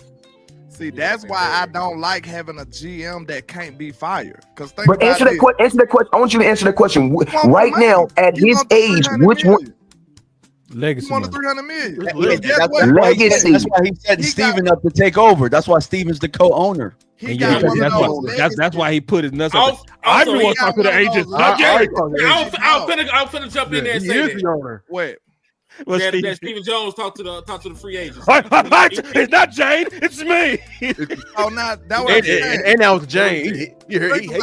And if I'm being 100, I like Steven talking. Steven was straight to the point. He might not give us what we want. He might not give us the answer that we want, but he gonna answer the question. We ain't gonna hear Steven parables. We ain't gonna hear a whole bunch of folklore. When he said with Diggs, he said the de-escalation is in the contract. I said, oh. Yeah, it is. That was cold. Now check this out though. I had to give Steven props on that. This right here say a lot to me.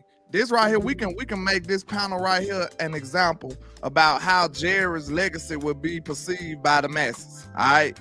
No matter how any of us 7 people feel about Jerry Jones, is he not still a Hall of Fame person? Yeah, he already is. He's the best owner in any sport. In my opinion, genius. Did he still not make the greatest, the most productive NFL franchise ever? Did he not do that? I don't think it's just NFL, bro. I think it's okay. He's the greatest owner ever. Franchise ever. Did he not become one of the most polarizing people on the planet? Did he not do that? Jerry Cole. See, this is what I want y'all to understand. We should be selfish about only football and only progressing as a team and getting another Lombardi. Jerry's sitting up here like, bro, I'm already at the top. I'm already home. That's like, old to me. Howie whooping that ass right now because Howie ain't trying to get his job taken again. You see what I'm saying? Jerry, you can't do nothing to him. We talk all this crazy talk. Jerry be sitting back with his feet crossed like this is a joke to man. Jerry, that's why he just blew up that. This is a joke to him. Yeah, it's like, hey man, it's money time. Okay, well none of y'all gotta say it. I'm finna throw digs. Hey, but you know what's crazy though? It's money time. It's time hey, Jerry might be as old fashioned as Jerry Jones is, he's innovative than a mug though. Like he's very old fashioned in very ways, but at the same time, like the very things that we said that we weren't okay with, like having hard knocks at Cowboys camp, Jerry's all for that stuff. Oh yeah, like he adapts. Like he understands what makes money. He like way ahead on the gambling. Oh, bro, what did y'all hear all interview yesterday when he was talking about the press conference? He plugged that Netflix series about 8 times. Man, kept plugging it. Plugged it the entire time. To me, it seemed like he's basically like in a Jay-Z situation. Yeah. The reason I say that is because Jay-Z's still alive, right? But that one on that song, he said a perfect metaphor. He said, like I'm hot already. He said, just compare me to Biggie and Pac already. Like he ain't even dead and he already getting them comparisons. Yeah. Like he don't have to go up no more. It's over. Right. Yeah, like he's that dude. Like, but see, what you want him to do after that? We finna flip the final words. Go ahead. I started out. I might finish it too. Depends. I might get me going, especially with Wes in here. He be saying stuff get you going sometime. We need that spark. We need Kanye. Okay, Wes will finish it off and get you in your feelings. I promise you. Wes gonna say something like, Lombardi is the he'll choice. say something so fly at your point. You like, I got to defend that. Hell no. You'll think you done until he say something. You be like, nah, I gotta get back up in here now, bro. The damn credits will be rolling here. For real, like that fight out there, landlord and West. I loved it. I still the reason we ain't want to win is because it's a choice. Like that. Wait, hold on, people. You ain't gonna just refute my final words. Anyway. But now, first of all, I still want to give homage to the homie West. Like I started that way, I'm gonna finish that way. When I saw 37,000, bro, I was so happy, bro. You know what I mean? Because it's like I rocked with you for years, bro, and I know you do genius stuff that people don't see. I know you a fish in the lane and be eating all the fish and nobody even know that you eating like that. You know what I'm saying? Because you genius like that. He don't do a lot of bragging. He don't do a lot of I'm the biggest YouTuber shit. He'll be over there quietly drumming up millions of views and you won't even know it, bro. You won't even know it, bro. So I'm proud of you, bro. And I like your mind. Definitely always glad to do content with you. Whether we agree or not, it's always just good to do content with you. So the football things that's going on with camp is dope, bro. See, I know Jerry kind of got in the way, but let's not forget the fact that these balls are flying to the ball. Let's not forget the fact that Pickens looking good out there. I know we got concerns at One Tech, but I tell you this, I take a culture of competitiveness, fairness with a weak One Tech room, than bureaucracy with a strong One Tech room. And yes, I did say that. I would take a competitive culture with a weak One Tech room over bureaucracy culture with a strong One Tech room, because it's going to fail anyway. You know what I'm saying? I'd rather them dudes be flying to the ball like they are, right? With a weak One Tech room. I ain't saying that's acceptable, but I'm saying I'd rather have what I'm seeing under Brian than what I'm not. Brian, I think you're doing great, dog. I just want to say that about Brian is my final word, bro. I like you going against all, and you going after all the things we've been wanting. We've been wanting physicality at training camp. You said it's going to be physical as hell. You got to show me, but I'm glad you at least gave me the promise. You also came out strong and say ain't nobody getting nothing until we finish with these practices. You have to show me, but I'm glad you put your nuts out there on it. So my final word is this, man. Great day. Great first practice. I hate that Jerry and them go Jerry, but y'all not go distract me from the good football that I'm seeing. That's my final word. I'll go next. You go. Yeah, I'll go. Okay, you go. Go ahead. Let's go. I'm gonna say this, man. You know, I love all the talk, man, but I do know this. I remember a dude named Mike McCarthy that got fined $280,000. I'm pretty sure Jerry paid that. It's like $280,000 because his practices were too physical. So I've heard that before. I love y'all, but I've heard that before. Heard it all before. You know what I'm saying? And like, listen to me. And I'm keeping it real. Like, I'm gonna keep it real with you. Like, I don't care. Like, I don't give a damn about a man that gets physical with his own woman. Like, bro, that doesn't prove nothing to me. You know what I'm saying? Like, bro, I need that to translate over into the starters. Because you got to remember, half the people that said training camp ain't even going to be on this team anyway. So talk to me about, like, let's put some names on this physical shit. You know what I'm saying? Because I don't care if number 49 is physical. I don't give a damn about him. But I need to know, is my starting D tackle going to be physical? Is my defensive end? Put some names on this shit. You know what I'm saying? Let's really start dropping things. If you have no problem calling out Trevon Diggs for his workout, call out these other dudes that's not being physical, because I don't care about these random dudes being physical. I need the dudes that's going to play in 3.5, less than a month. Those guys have to be physical. Now, I am next. That's on that. Secondly, I missed the run the damn ball, but I ain't screaming run the damn ball, nor am I nor am I even wearing a run the damn ball hat. They are all in storage. They in storage until Miles Sanders showed me that his ass can lift my garage and pull them out. Because I am not by views. Not listen to me. Miles Sanders, Deuce Vaughn. What's the other boy name? Yeah, exactly. Ron Blue. I'm not about to put my hat and my brand on them dudes. I don't know them. What? Your Honor, I do not know them dudes. I'm not putting my brand behind them dudes. I'm not putting no run the damn ball hat and having the whole nation talking about run the damn ball, and then they be running the damn ball, and everybody be looking at me talking about, see West Coast? This is what West Coast be talking about. No, that's not what I'm talking about. Behind that, bro. I'm not putting my brand behind them four dudes. I don't know them. No. And listen to me. Listen to me. If you want to beat the Eagles, it's throw the damn ball. Goddamn me. Dallas better throw the ball to CeeDee Lamb, and his ass better throw the ball to George Pickens.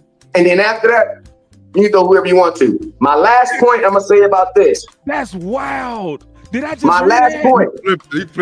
This is my last point. I've been putting some of that sauce down now. Hey, listen to me. We do this game. Listen to me. We do this. We play this game on Uncut Cowboys all the time, right? As soon as I play it, Henny and Landlord, they're going to know exactly where I'm going, right? All right. We're going to name in the ranking who you're going to give the ball to if your life depended on it. Right now, your life had to depend on it. Who you giving the ball to first? CeeDee Lamb. George Pickens. Who you giving the ball to next? George Pickens. After that, who you giving the ball to? Jake Ferguson. After that, who you giving the ball to? Maybe Jalen Toll, but I still ain't going to no running back. Okay, after that, who you giving the ball to? When does my boy Mingo, then maybe a running back. All right, so basically what you're saying is I got to use two hands before you can even get to even calling a running back's name. Then you don't have a running. We're going to get about a Tyler Booker. Then, Bro, listen to me. You have fifth string. We have fifth string wide receivers we feel more comfortable throwing the ball to than a running back that starts to hand the ball off to. Oh, I forgot about Turpin. I'm sorry. You don't have a running back, bro. I said Turpin. Whoever your running back is to get the ball because he's a running back, not because he's a good one. I'm just being honest with you. Your running back's going to get the ball because he's a running back, not because he's a good one. You got to put Brandon Aubrey up there. Brandon Aubrey before them. Brandon Aubrey right now. It's supposed to be final words, Brandon Aubrey kick it. It's supposed to be not a debate. There ain't no debate. Man. I'm agreeing. He ain't lying. So basically, I'm just trying to speed y'all up. So basically, that got to get the 7 options before you want him to give him the ball to the running back. So that's crazy. Think about this. Why would you even take a play from CeeDee Lamb to give it to Miles Sanders? Think about that. Answer that question. That's really my last point. In what world on Madden would you call a play to Miles Sanders over CeeDee Lamb? Not in the year 2025, my lord. So you really telling me CeeDee Lamb's going to be on the field and you're going to say get the ball to Miles Sanders over CeeDee Lamb? You get fired for shit like that. No, bro. You don't have a running. Our starting running back isn't on the team. Praise God, too. In college. Hey, I ain't gonna lie. From his picture, he's in like college. He's smoking some good herbs over there. He's smoking some good herbs. I'm about to turpin better than Pickens. He said turpin better than Pickens. Hell no. Go. That nigga got to mail that to me. Because they gonna keep going, man. My final words is this. I'm gonna keep it short and sweet. I'm proud of Shotty, what he's doing. He's building that. Y'all remember when y'all played? If your coach built like an imaginary dome around the practice field and just check everything at the door. Check all your emotions at the door. Sometimes dealing with your own situations and everything like that. I see that, about what their energy, how they doing at practice. Because, with our ownership and they still having good practices, that tells me that Brian is doing a good thing and they sticking together outside of practice. You know what I'm saying? That's slowly but surely like a culture that's being, being the culture built. look tight, bro. They being tight, and that's going to have them even closer. So yeah, I'm proud of that. You got to win despite front office. Yeah, despite front office. So I am proud of that. But other than that, I don't like what you're doing at running back. I've been telling you to get a running back. Hopefully, defensive tackle. We just need to stop being cheap. I said the Cowboys be cheap because they always get players that can play multiple positions, especially on the O-line and D-line. We're seeing it with Mazi right now. They want him to play both 2 positions. That's why we can't ever get deep nose tackle right, because that's buying somebody to play one position and one position only. Same thing with O-line. They want left side guys, guards and centers and everything like that. And then other than that, it's still, Jerry and Steven, shut the hell up, please. Dog, get off the damn mic and do what you're supposed to do. Pay our players and stop bullshitting. Y'all playing with my emotions. That's my point. Right, I'll go ahead and go first. All right, and I'll say this, man. It still stopped the damn run. I did not like what I heard about Mazi Smith. You know what I'm saying? That they view him as a 3, viewing him as a flex, him losing weight, all this stuff that it sounds like we in the Twilight Zone. We reliving shit. But this shit just happened. So I'm gonna say it again, man. I done said 1,000 times. I done did 50 shows on it. I done made 50,000 Twitter posts about it. The Dallas Cowboys run defense ain't been worth a damn going on half a decade. You were 30th last year. You were 30th in 2020. If you close your eyes and you in a coma in 2020, you went to sleep, you woke up, your run defense still ain't shit. So guess what? You're gonna have to be a better organization, man. Like teams that win the Super Bowl, they can stop the run. I went back to 2013. So did 10 of them dudes had a top 11 defense. 9 of them had a top 10. Like 5 of them had a top 5. Like you got to stop the run, dog. If you want to be like a real legitimate team, man. That stuff holds true. And at this point in time, it's 2025. We ain't got no flying cars for a reason. We ain't got none of that. The wheel, when they invented it, they perfected that shit. You ain't got to reinvent the wheel. It's the end all be all. Stop trying to reinvent the wheel in your trenches, man, and go get you a one tech. If you really want to win, you really want to compete. Because listen, all that throwing the ball around the yard, that shit cool. You know, you gonna win about 12 games. Dak Prescott gonna be an all-pro. CeeDee Lamb, Jordan Pickens gonna get paid. There you go. So I appreciate my boy Boss for keeping all the receipts, man. Man, I always do. Man, he a real one, man. Let's go down, man. All these teams, they got good run defenses. The only outlier with the Chiefs, and we ain't got Andy Reid and Patrick Mahomes. That's right. We can't even duplicate that. Right. They probably turn it on too. They probably turn it on in the playoffs. It's a chance, but a slim chance. Is that Yeah. That's all. That's what that's really saying. It's not saying it's impossible. For this is something I want to also pick back on to say. This is my challenge to the defense, man. Y'all ain't shit till you stop the run. You ain't no good team. You don't deserve no nickname. You still got the hot boy chain. Throw them away. So y'all be Debo come around every playoff time anyway. Tuck your chain, little boy. Tuck your chain in. You in LA. Hey, you ain't like that, man. You in LA, man. Tuck your chain. Tuck your chain, boy. It ain't safe out here, man. Yeah, man. Listen, These balls, you gotta check in, bro. Until you stop the run, you ain't shit. You ain't no good defense, man. I don't care about you getting sacks. I don't care about none of that shit. Listen, all it takes is a running back and a will to keep running the ball to beat y'all ass into submission. You fold up, you fold under pressure every time. So guess what? The day that I ain't gotta lose sleep, game planning for a fucking running back is the day that I respect you as a defense. Until then, I don't hear none of that whole shit. That's my final word. Man, I ain't never get paid with Henny, man. God, that boy. No, you didn't hear it straight like that. I be getting yellows. No, I don't get yellow. Yeah, I'm gonna go because I know Amp got to end this thing, bro. I know Amp got to end it at some point. But I think my final word, where I'm gonna start with, is the things that I really love today. I love the solidarity. And we talk about leadership. The word leadership was thrown around. Yeah. What I saw a man stand next to his brother. That's right. When his brother had to answer questions, he stood there right with him and answered those questions, man, even though he got question marks. He got in the cut with him. Surrounding him, and he stood there. They stood there together. Only thing that I really ask is more of the team do that. You know what I'm saying? These your brothers over here. Step over here with them. You know what I'm saying? Step over here with him. I saw you dancing today. You look like old dad. Step over here and show the solidarity. Because the thing is, that's how we're going to win. These guys are going to have to win in spite of what's going on upstairs. And there's a movie that I know you all have seen, right? Classic. They had a movie. It's one of the movies where probably the sequel might have been better than the original. But Major League. Like, remember, the owner, boy, you going hard right now. The owner, let him cook. She was trying to sell him. She was trying to do everything. She was trying to, as a matter of fact, their facilities and their hot tubs and stuff was breaking, and she wasn't spending the money on that type of stuff. But them together, the solidarity is what got them through. And I look at it this way: Micah's leadership led us to have this show today. That's right. And we got to show the solidarity as well. That's right. And stay on their neck. You know what I'm saying? Players, you stay on their neck, and we got your back.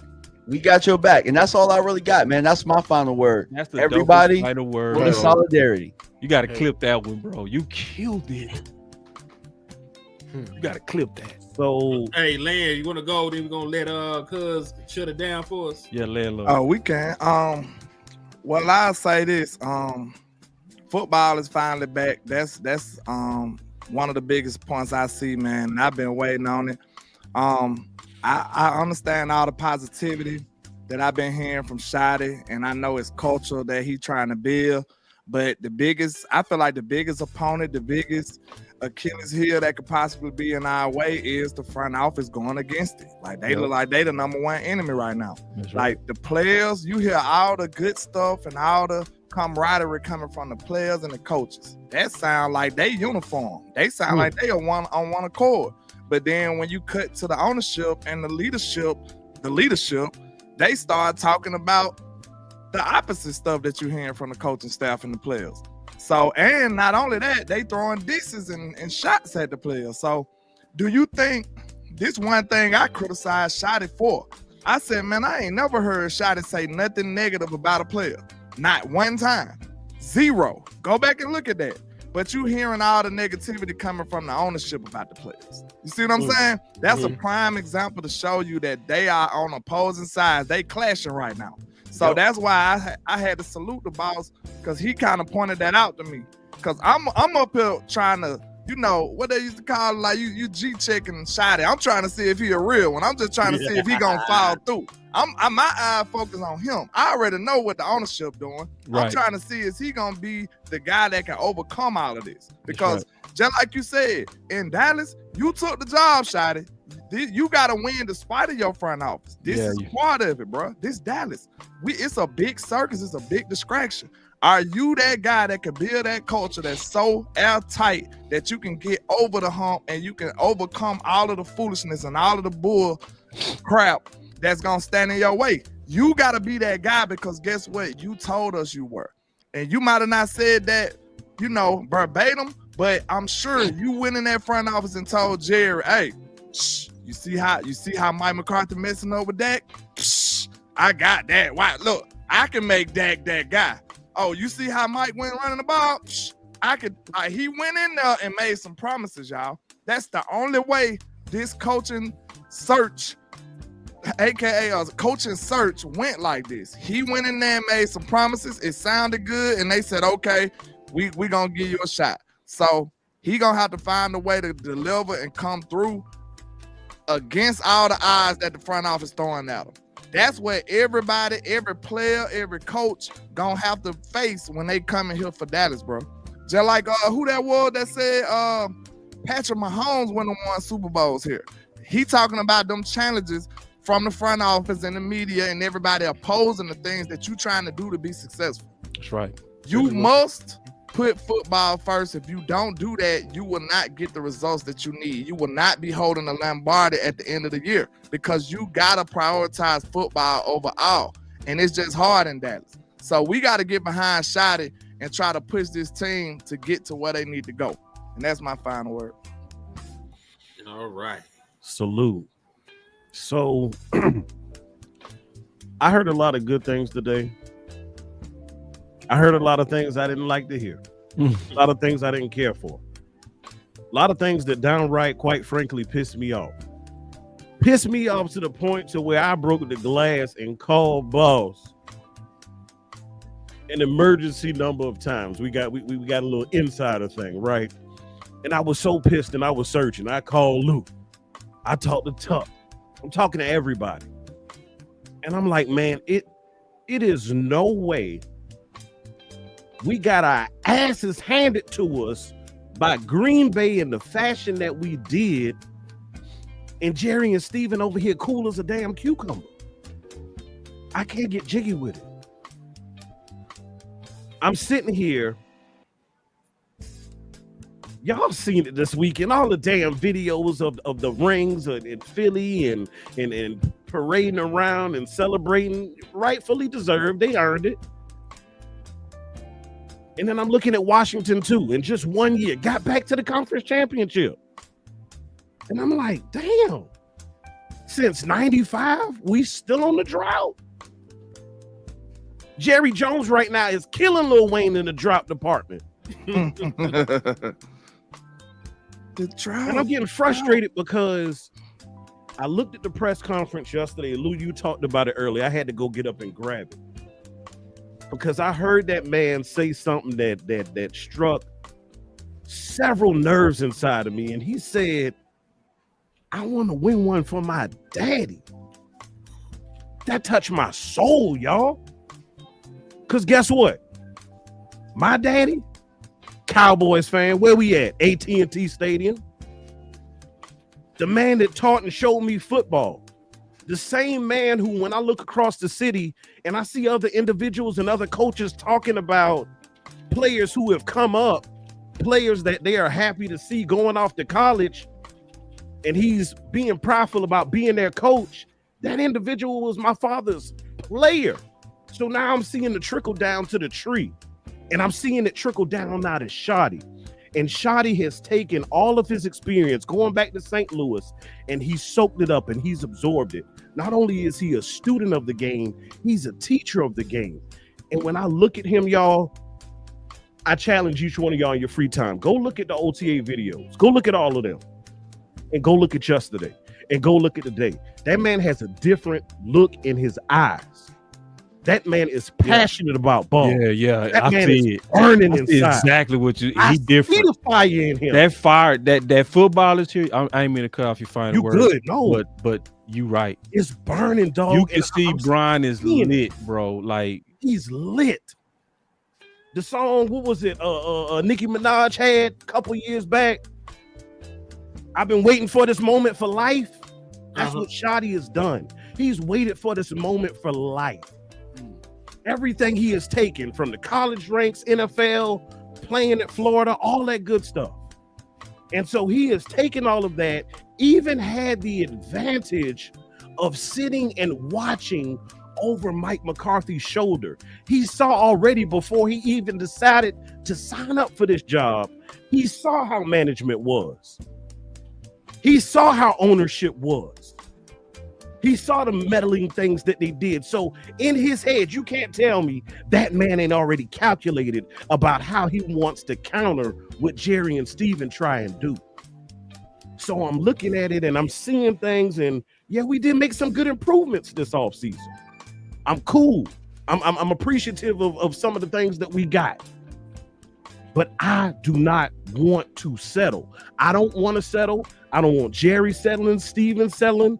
I don't want Shotty settling. I don't want y'all settling. I don't want nobody on this damn panel settling. Because at the end of the day, like Tyler Smith said, hell, is the mission not to go get a championship every year? If that ain't what we do it for, what are we doing it for? It ain't Wednesday, but y'all know what time it is. What we doing? Okay. What we doing? What we doing? Yeah.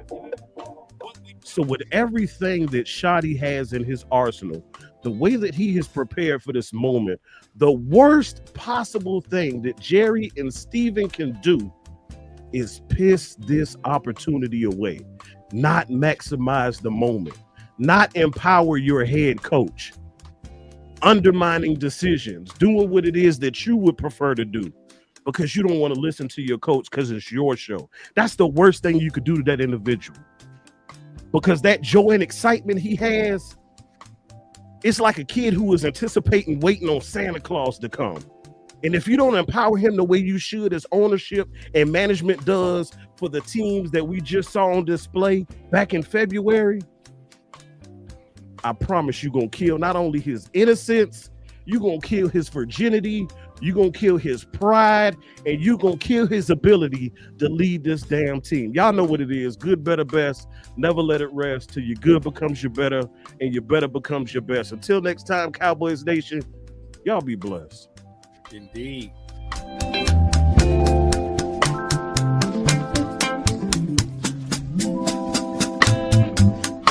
Man, that DC Universe was fire. You hear me?